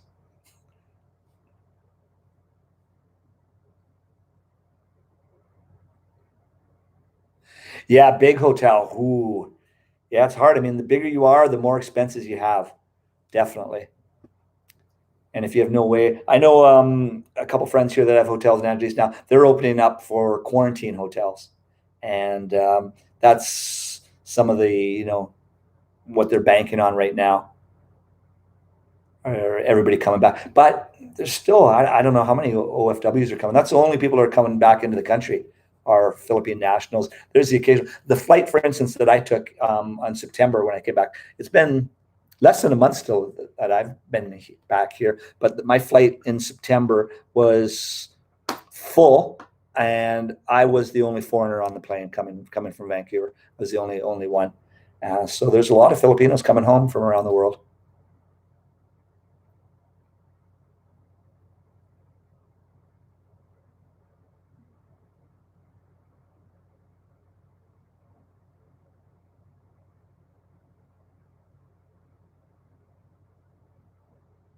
Are you here right now, Graham, or are you in Australia? Philippines is a good place to be. It's not a great place to come and go from. For me, it was pretty easy. I'm married, so it was it's easy. It's just a pain in the ass, and of course, there's the quarantine. Now, quarantine is only 5 days. Remember that now, so it's not as bad, but still 5 days. But it's easy. You just need so much paperwork, and it's not really that expensive. I mean, probably an additional, maybe, well, maybe like 10,000 pesos additional cost coming into what it usually would be, but it's a pain in the ass. That's not including the hotels and everything, though. That's just all the paperwork. Like I said, we had to have an affidavit. Applejain had to go to a lawyer with an invitation for me to come back to the Philippines, and that was 3,000 pesos. Then, of course, I had to be tested in Vancouver. The PCR test in Vancouver was expensive. It was $300 Canadian. I don't know what that is. That's like 15,000 pesos. Yeah, about 15,000 pesos, not the 3,000 pesos here. Let's see. My test here when I landed was 3,000 pesos. When I left, it was 4,000 pesos. It was three when I left after 10 days. And then the hotel was 3,000 a night. Oh yeah, you're La Union. Right on. There's good surf in La Union, party town as well. Applejane's dying to go surfing. That's Applejane, Graham. Mother son vlog. That's Applejane. She's just dying to go surfing. So that's all she wants to know right now. How are the waves in La Union? We've never surfed La Union, but we've definitely heard good things about it.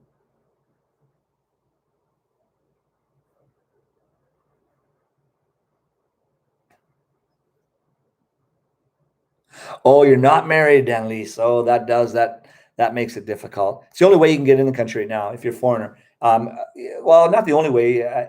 Ssrv visa, but you have to have that. You can't apply for it right now. You can, but very few are being granted. It's so funny. I saw a vlog the other day talking about Ssrv visas. Yeah, you can apply all you want. They want the money for the application fee, but they're not granting them right now. They're taking applications, but they're not granting them. You have to have already had one. Same with the 13A visa. That's what I wanted.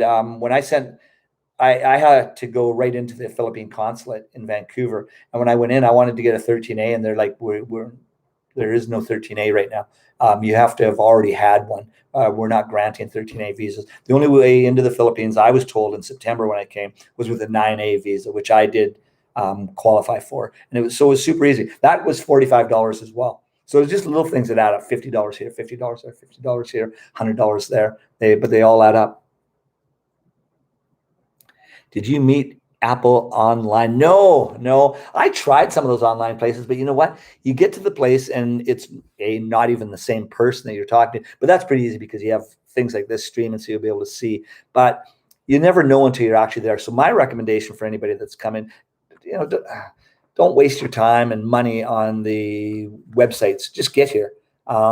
It's a very social spot. It's easy to meet people. But no, I never met Applejane online. We met on the street. Just I was eating dinner, and we sort of bumped into each other. And was it true love at first sight? For me, it absolutely was. And I told Applejane that. And even I honestly, when I saw Applejane, I was eating dinner and I saw her, and I honestly said that there she is. She's the one. And that was it. So yeah, it was love for me at first sight. I don't know if it was for her though, but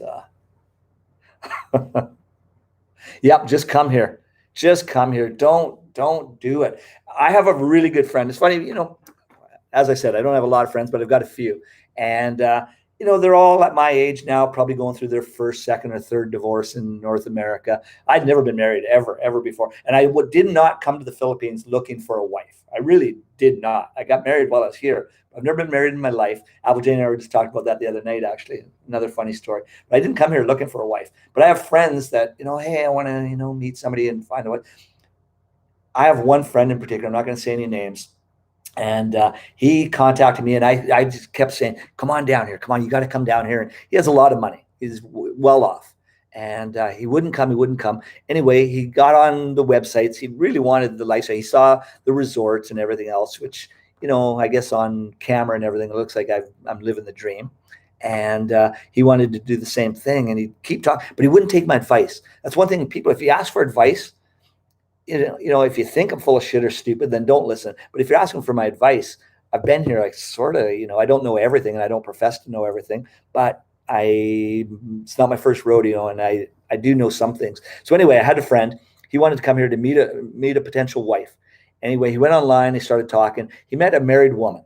Okay, which is okay. I mean, if you're going through separation and everything like that, but this woman was still married, and I think happily married. Anyway, he started sending her money, and he'd be like, Tor, I'm like, how much money did you send her? Oh, not very much. I've only sent her about 20,000. I thought, oh, 20,000 pesos. Okay, yeah, that's not that much. And he goes, no, I've only sent her about $20,000. I'm just like, what? And I go, what did you send her money for? Well, she needed an aircon. And I'm like, okay. I go, how much did you send her for an aircon? He goes, oh, I sent her 100,000 pesos. That's what she said an aircon cost. I'm just like, oh my God. She just bought her entire block, an aircon machine. I mean, you can buy a good split converter aircon for what? A good one for 5,000 pesos. I mean, yeah, you get better. 20,000 is going to get you a great one, but that would be the max. But he gave her 100,000 pesos.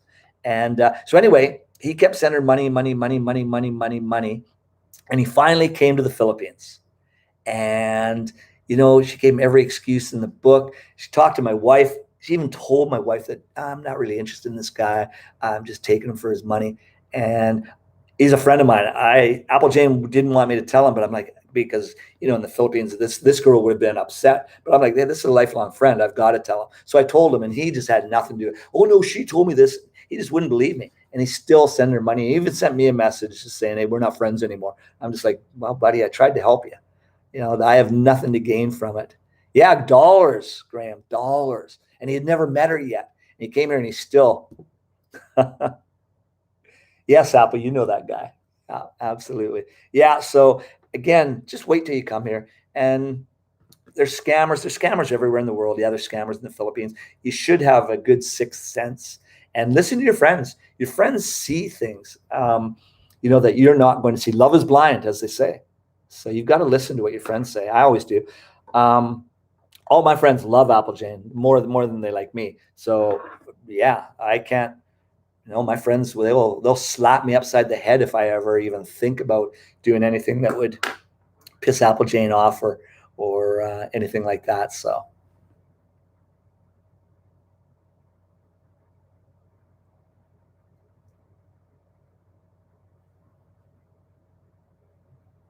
Yeah, Applejae is definitely friendly to everybody. She was the glue to the resort, everything else. So same thing with our first business in Belair.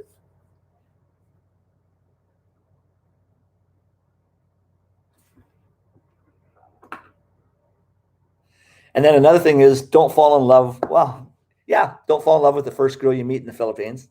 Applejae wasn't the first girl I met in the Philippines. I'll say that. She's definitely, like I said, it was love at first sight, but she wasn't the first girl I met in the Philippines.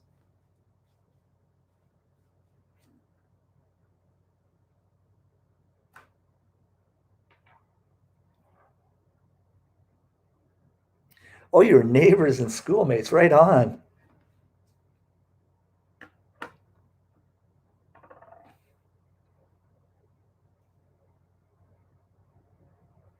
Yeah, that's the thing. If you head back to Oz, you get trapped there.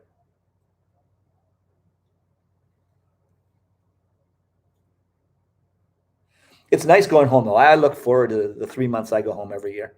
I look forward to coming back, though. You know her well, Jay. No, apple's pure sweetness in and out. That's the problem. No, I'm just kidding.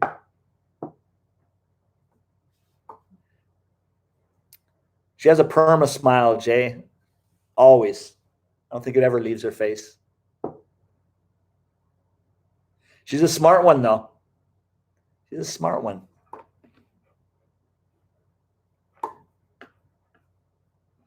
And then when you're over here as well, like I said, when you meet somebody online, you have no idea if you have anything in common. Applejae and I get along very well because we have a lot in common. You don't want everything in common, but she's a good athlete. She surfs. She's a good wingman. She parties. She plays billiards. Not a party animal, but yeah, she's a good wingman and fun to be with pretty much anywhere, anytime.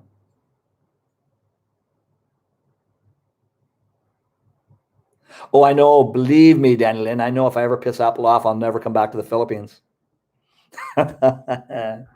No. Even me, I'm smarter than I look.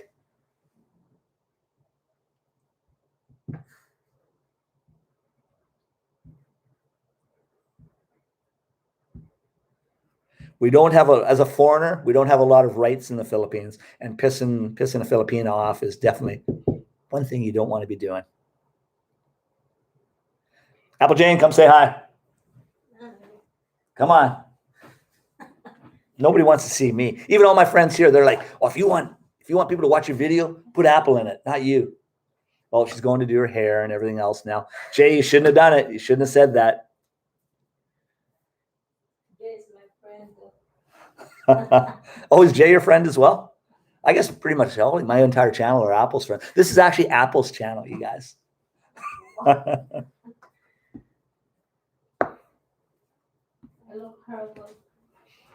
You don't look horrible. Get over here. Hurry up. Get your hair down. Oh, God. Jay, you started this mess, Jay. There she is. Hi. There she goes. Hey, she's the looker. She makes me look good. All my friends are like, how the hell did you get that? That's right. Every dog has his day.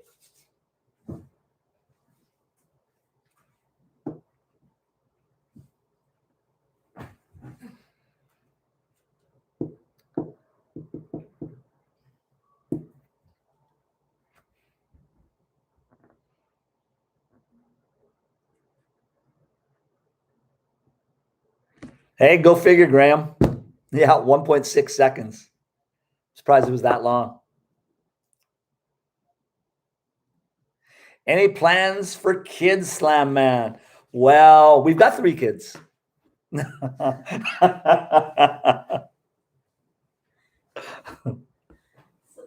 got 3 kids, 13 cats, 2 dogs. I'm up to 4 goldfish now, you guys. But Finn, if you watch the first episode, Finn died. Sad day. Sad day. But we got 3 new goldfish in there. And that's kind of our little family here in the Philippines.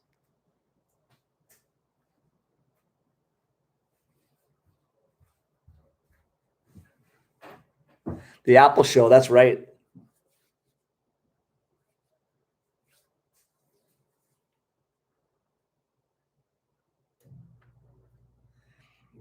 Apple Jane's shy in front of the camera, though. She's not far from shy anywhere else, but with the camera, no, she goes all squirrely. The Apple Show would be a good title. Yeah. It would instantly wipe my channel right out.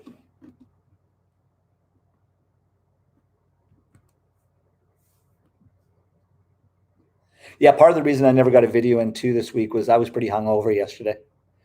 We have a luncheon in Angeles once a month at Envy Restaurant. It's called the Chef's Palate, and from noon till about 4:30, the lunch includes all the wine, champagne, and beer that you can drink. I'm not I'm not a heavy drinker. Like I said, I don't come here to sit on my ass and drink all the time. But those, it's very expensive. It is. It's an expensive lunch. So I want to make sure that I get my money's worth.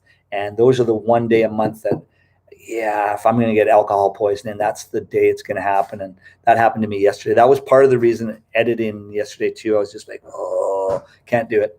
I still look like hell right now. Plant an apple tree, you'll be having. So many little apples. Yeah, no. Yeah, like I said, we have 3 kids now. A lot of our life is still private. YouTube, we don't want to do that, but we do have 3 kids, and like I said, 13 cats. Actually, the cats are dying off pretty quick. Yeah, it's a short, sad life for cats over here when you have dogs. And she is pretty. Yes, she is very pretty.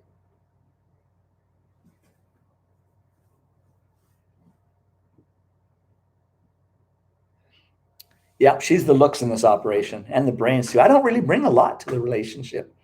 I really don't. I don't know about that. So, yeah, definitely.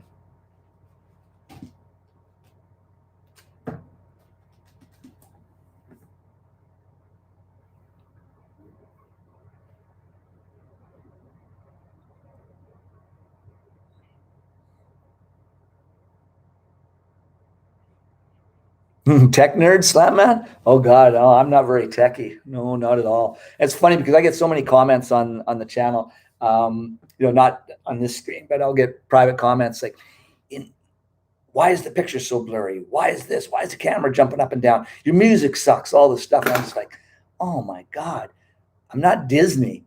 Okay, I'm not a photographer. That. I'm lucky I can turn this computer on, and I'm old.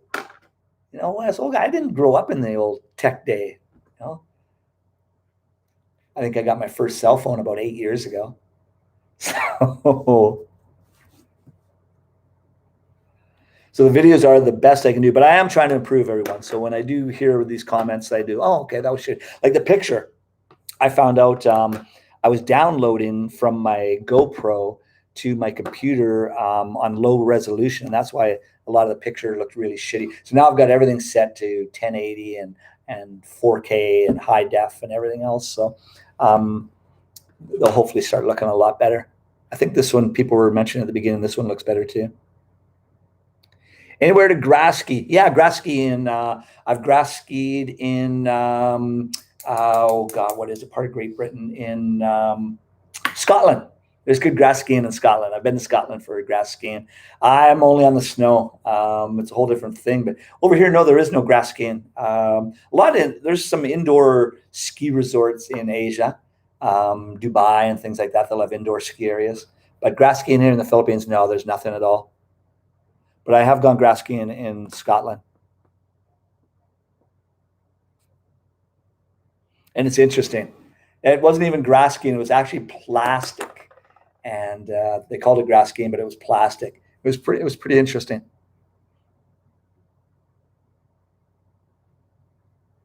I've skied on sand in sand dunes. That's pretty good. It's actually not that bad, actually.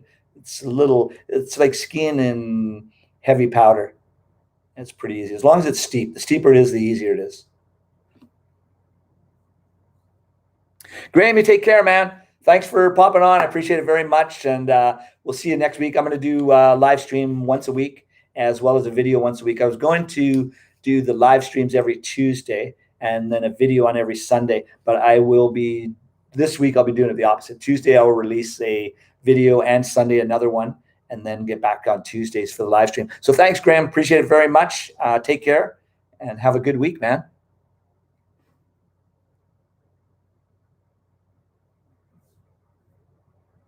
Oh, is it looking good on a big screen, Jay? Oh, right on. Well, like I said, hopefully it'll get better and better too. I'm even on YouTube going through tutorials, how to do this, how to do that, how to get that, learning quite a bit. But it's fun. I enjoy it. It is more difficult than I ever thought it would be. And I also realized I always thought my voice was good and stuff like that, but I'm a horrible speaker. And it's funny because I have a pretty decent education as well. And I look at that and sometimes I go, man, you sound like an idiot.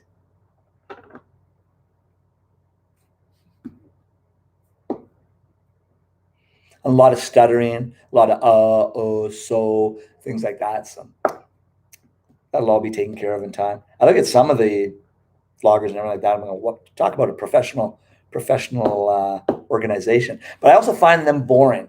You know what? The really polished. I don't watch them. I like the guys like me that are screw ups. They're the best ones. You know, they're just, hey, I'm here. How you doing? That kind of thing. If I want professional stream, well, I'll watch Netflix or something like that. I won't go to YouTube for it, other than certain titles and topics.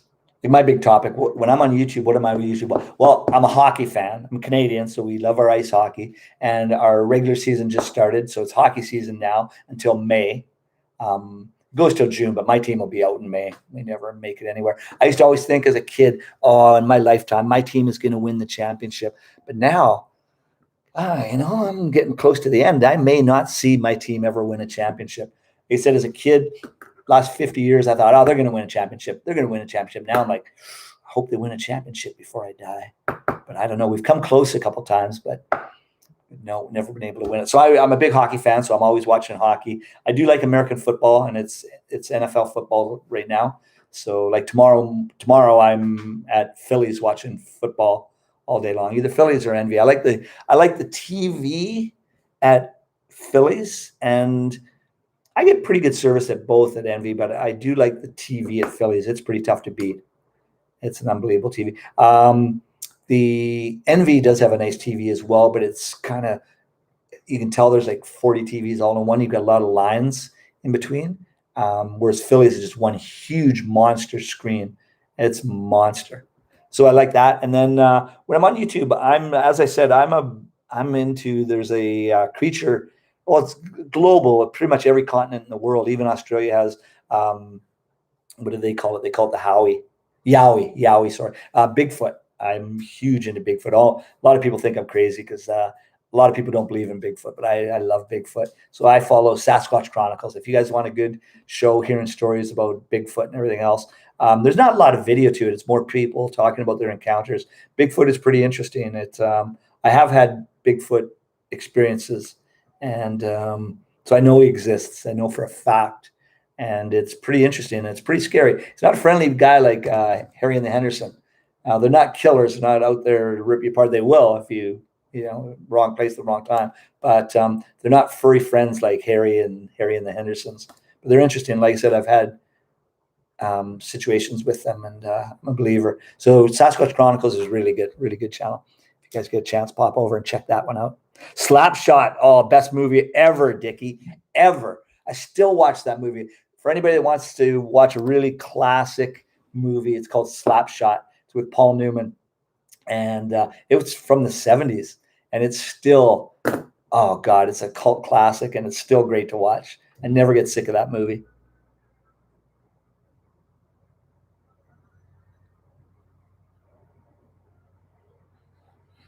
Hey, exactly, Annalise. Yeah, you've helped me out a lot with my channel, and it's good that it definitely is an added income. It's great. It's a lot of work, though. Applejane's told me what you do and everything like that. It's a lot of work, definitely. But everything is a lot of work, and it's a fun job. I mean, you make your own hours, you wake up and do it, and everything else. So you're your own boss, and it's a good way to go. Hey, Jay, that's exactly what I thought of doing is just sit on the street. People walk by and, hey, you got time to chat? You got time to talk? Wouldn't that be cool? Hey, do you have time to chat? And foreigners, locals, everything. I'm thinking of doing that. I've got a couple of other ideas as well. But any suggestions you have, and I'm definitely going to do that, Jay. Yeah, I'm just going to, like I said, there's a little bench right across from Phillies and Envy. I'm just going to sit there as people walk by and say, hey, you got time to chat? And just go from there.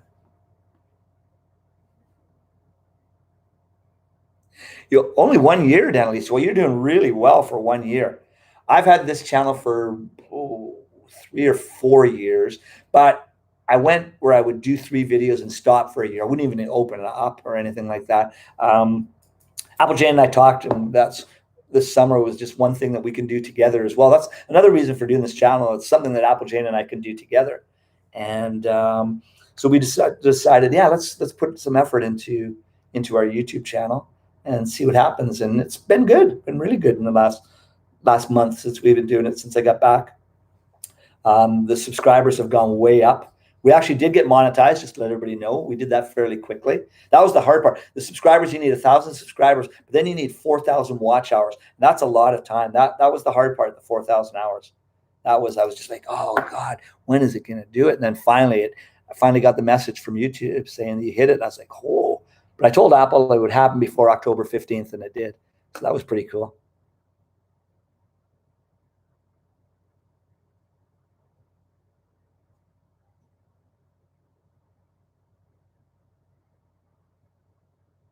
Yeah, definitely let everybody I know when I'm filming that we're doing YouTube. I ask them. I also pay people, like the vendors that you all saw. A lot of them I never bought anything from. We filmed them, and for me, I see so many people that just film them and they're right in their face. Then they just walk away. You know, they screwed up this guy. They're taking up his time. I pay at least 20 pesos to every vendor. It's like, hey, thanks, man. Here you go. At least 20 pesos just for letting me film. They deserve a little bit, and so yeah, I let everybody, and I also let everybody know, hey, I'm filming this. Do you mind? And I asked before. Usually, everything you see, I'll ask people before. Do you mind if I film? Because I don't like that. And business card, I'm going to do that as well. Yeah, talk about that rather than just handing out a card with phone number. Just here's my card, because a lot of people, especially Filipinos, I say the grubby pirate, and they're like, what, the what, the what, the what? And so here's a card, and it'll make them a lot easier for them to find the channel.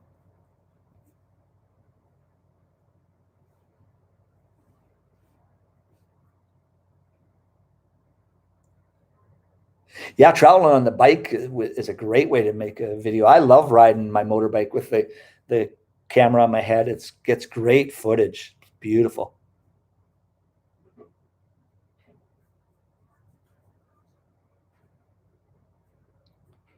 Apple's a damn good cook, Slam, man. That's why I've gotten so fat. I was so skinny. It's so funny. I saw my niece, and she's just looking at me, and she goes, wow, Uncle Tori, you're the last person in the world I would have ever thought would get fat. And every time I go home, my son will pick me up at the airport, and he's like, God, you're fat. Apple Jane likes to fatten me up, and she's a good cook. She's a really good cook.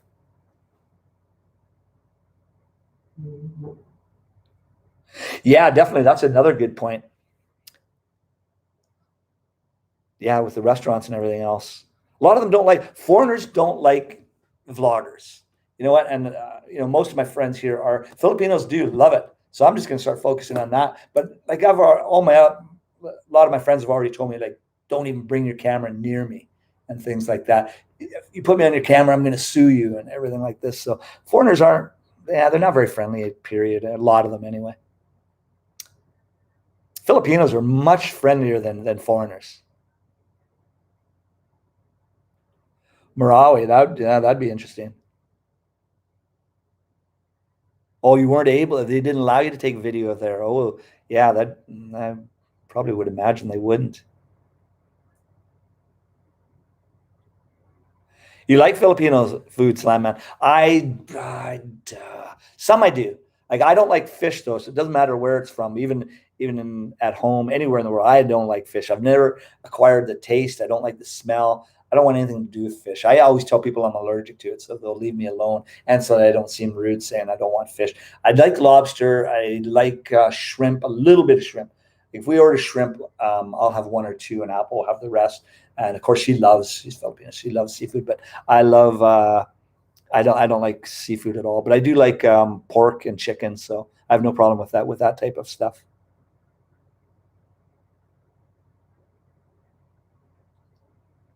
Yeah, exactly, Dickie Spaz. What a bunch of, yep, exactly. So yeah, there's a lot of that here. A lot of people come to the Philippines to escape situations as well. So, but yeah, like I said, the foreigners aren't very receptive to vloggers.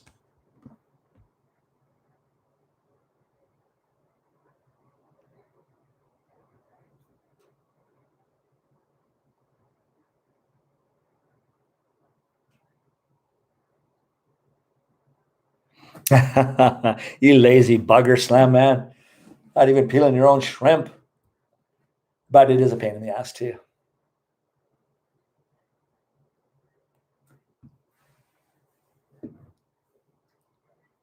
I came pretty close in that last video to try and balut. If I was ever going to do it, it would have been then, but I couldn't do it. No, couldn't do it. Apple loves it. Whenever we see balut, she grabs at least one. On Shergal, it was really hard, huh, Apple? There was only one little vendor, and he was only there once in a while. Yes. So that was always a treat. That was Apple's Christmas present, balut.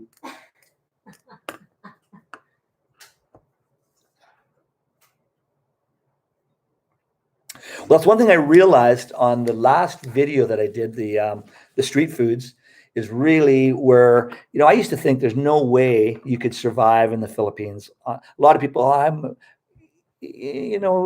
some pensions are quite small, and they've got, $1,000 or $1,500 a month to survive on. And I thought, you can't do it over here, but you really can if you can adjust and you can eat the street food.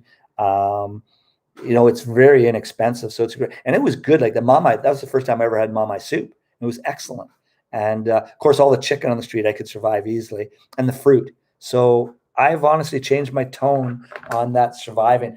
The one thing is, like I mentioned, I spend a little bit more on where I live than I probably need to, and that people do. You can still get a pretty decent place here for 5,000, and when you're in the province, 5,000 will actually get you a pretty. We rented a place in Butuan once for a month, and it was 8,000. It was a brand new place in Camille. How do you say it, Apple? Camellia. That's where we live, and it was only 8,000 a month, so that wasn't bad. How much rice do you eat now? I like rice. I just can't do it every meal. I have rice once a day, but I can't do it breakfast, lunch, and dinner, which is what Apple can.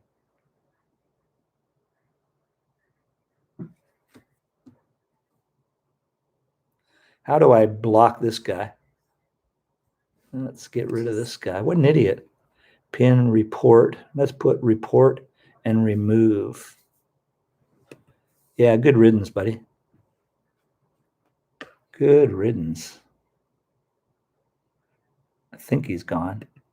Let's put reports. Unwanted commercial content, child abuse, hate speech, or graphic violence. Report message. Report. Good riddance. Thanks for your report. We will remove this content if it violates our.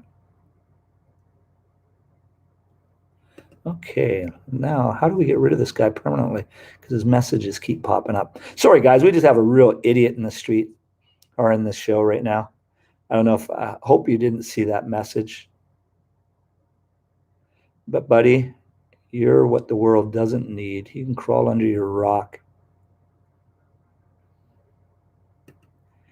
Because you are exactly what this world doesn't need. Hide user on this.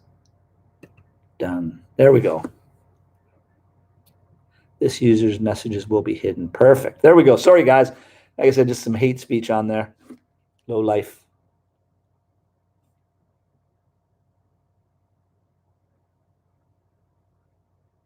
Yeah, I don't know how that popped in there, Jay, but yeah, I got rid of it. I reported him, I blocked him, and I hid him. Yeah, I did report it.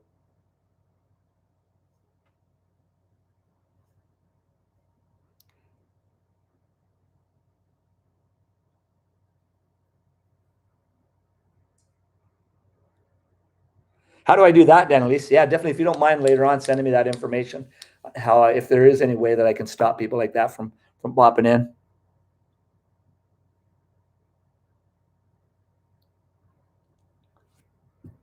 Well, I wouldn't say love rice. I do like rice. I have no problem with rice. That doesn't bother me at all. I just can't do it three meals a day. But I also drowned it in stuff too, soy sauce or whatever, sweet and sour sauce. I love sweet and sour. But I don't eat a lot of just plain white rice. But that's contributing a lot to my weight. Even the old double chin now, I try and do the camera here. I never ever had that in my life. I put on a lot of weight. I lose a lot when I come back because I do work hard when I go back to Canada for 3 months. So that's my thing. I always go, oh, I'll lose it when I go home. But yeah.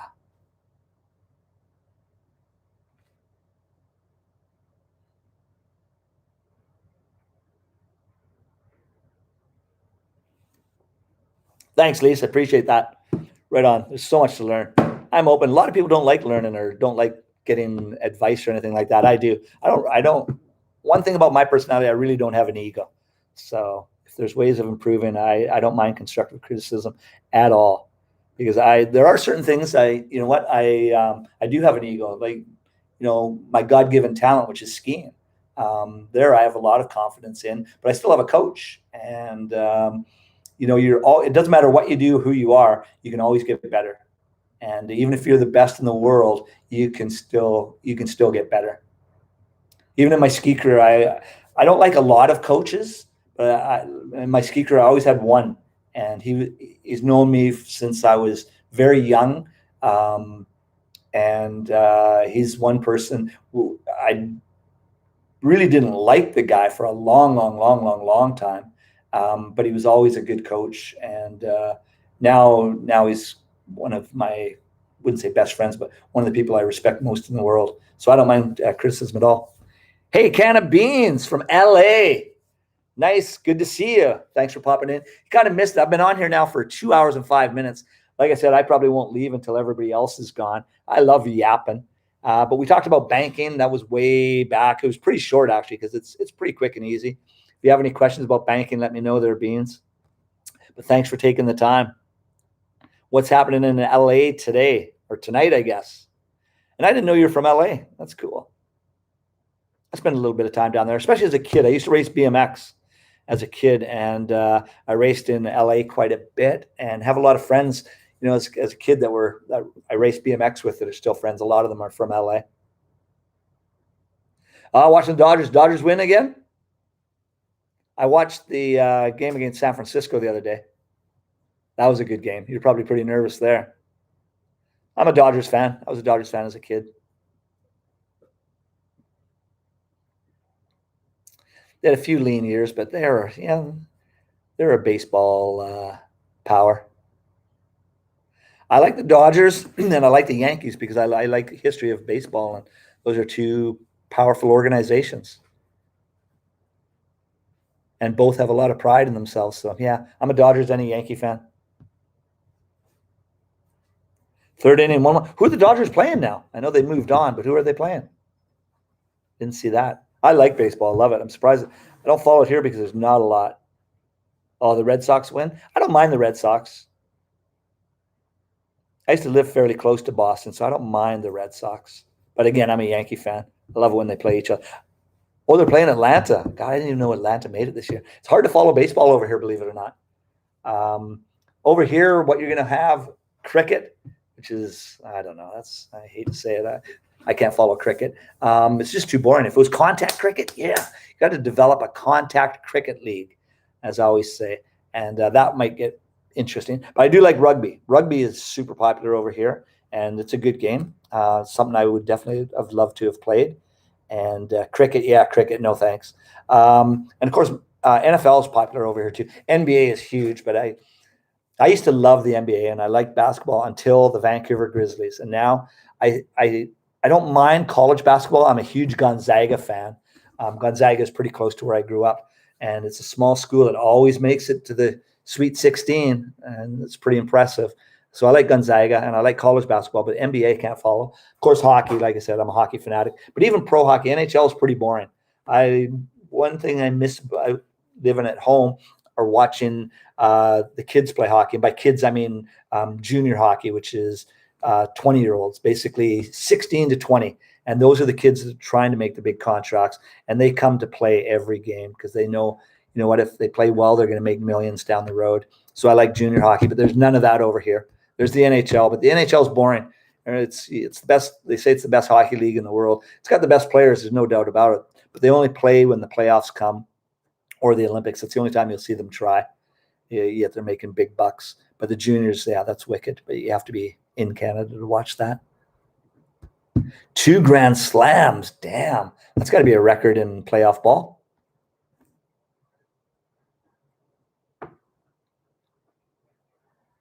Yeah, BC, that's where I'm from. It is the nicest part of it, that's for sure.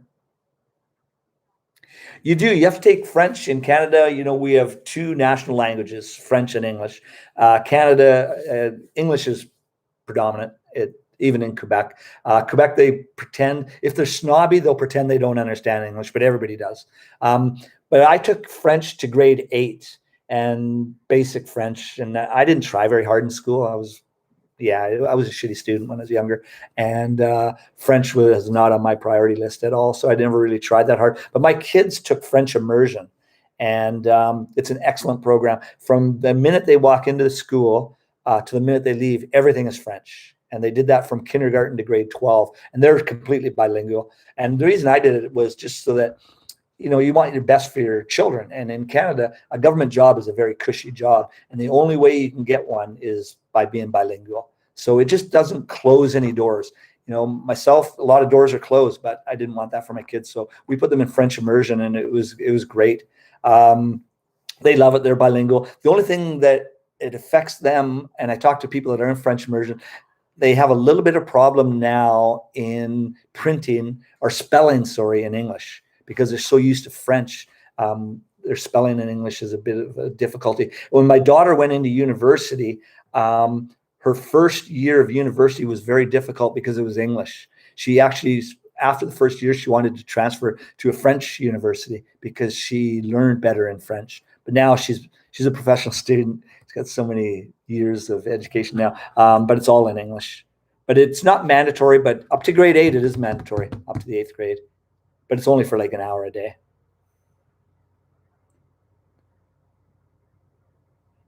Jay, go eat, buddy. I'm getting pretty hungry too. I have no food in this place. I've got a can of cola. Woohoo! I'm a Coca-holic. And that's why maybe I'm putting on a little bit of weight too. All that sugar going straight to these double chins.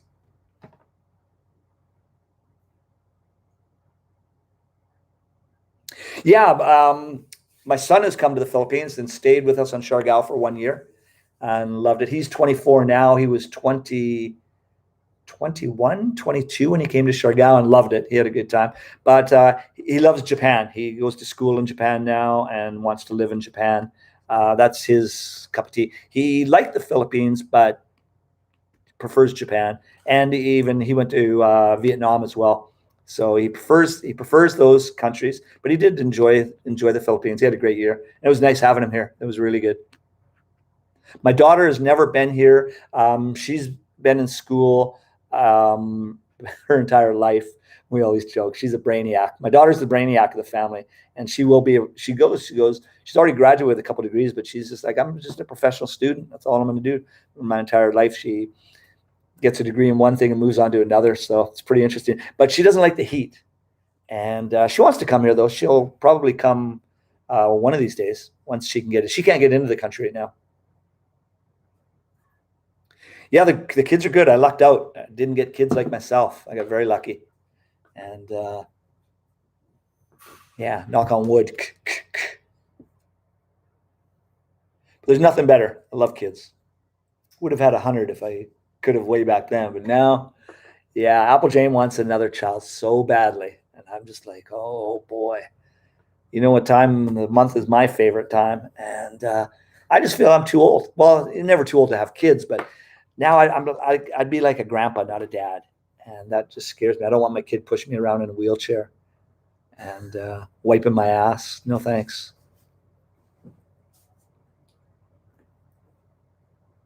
Enjoy the game, Beans. Thanks for taking the time, man. We'll see you next Tuesday. Not this coming Tuesday because I'm going to have a video up. I got somewhat lazy today, but I had technical issues and personal issues that I couldn't produce a video today. But I'll have one hopefully on Tuesday or Wednesday, and then get back on the track with one again on Sunday, and then the live stream on Tuesdays. Better my kids. Well, that's the scary part, Slam, man. As good of a parent as I am, I don't know if my kids would. It's, as I told my son, when I get in that wheelchair, just push me off that cliff. Apple Jane didn't understand that phrase when I was telling her I just want my kids to push me off a cliff. So I told her, just put me in a wheelchair and throw me in front of that bus.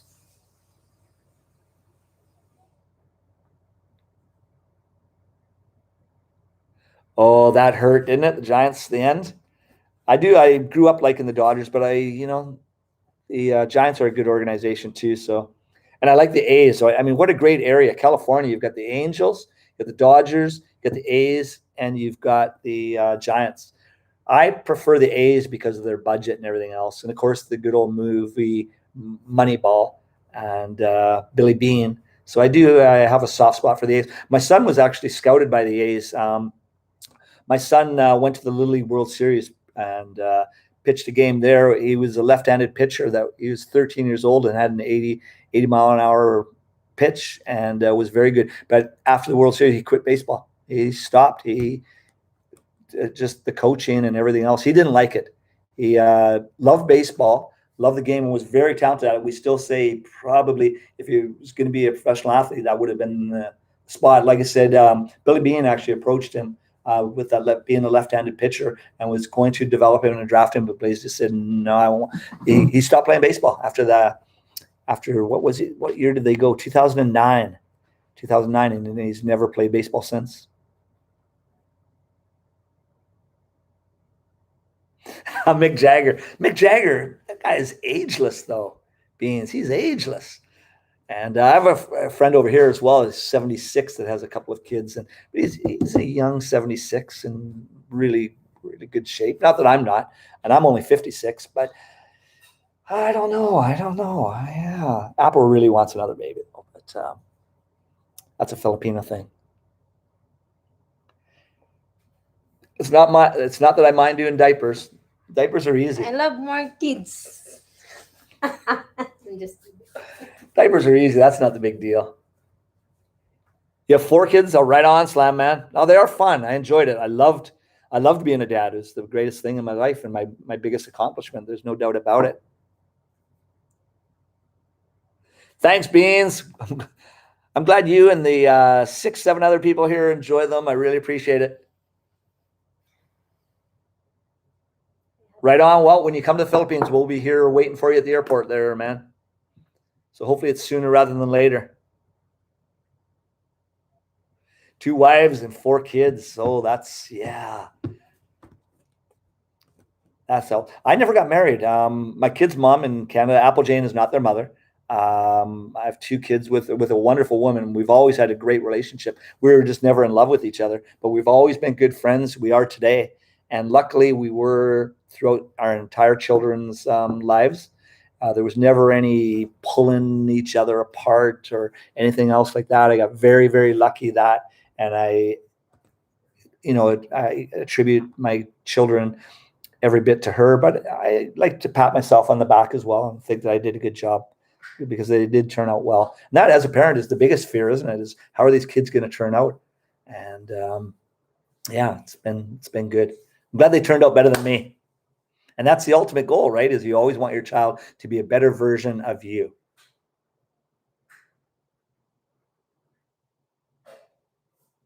Another wife in Vietnam, Thailand, and Japan.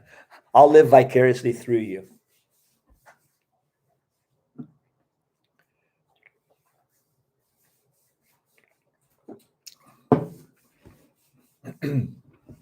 Yeah, I forget what Apple Jane and I were talking about the other day. And I was saying to her, you're a way better wife than I am a husband. And she goes, yeah, but you should be you're a lot older than me. You should be better. I'm going, yeah, but I've never been married, so I have no idea how to do this. I'm a rookie, a 56-year-old rookie. But she is a much better wife than I am a husband. Not that I think I'm bad, but.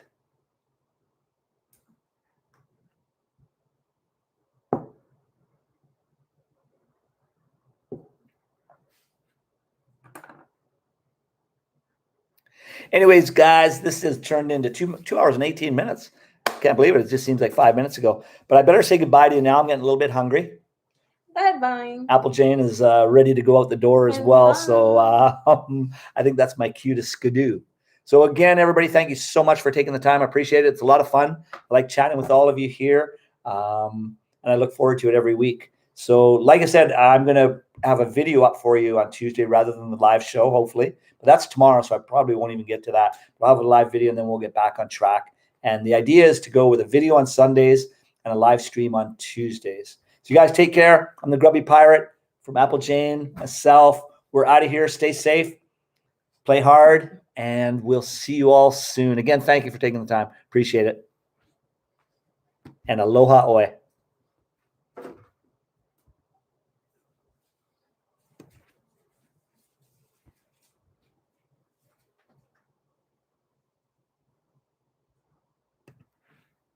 Oh, what?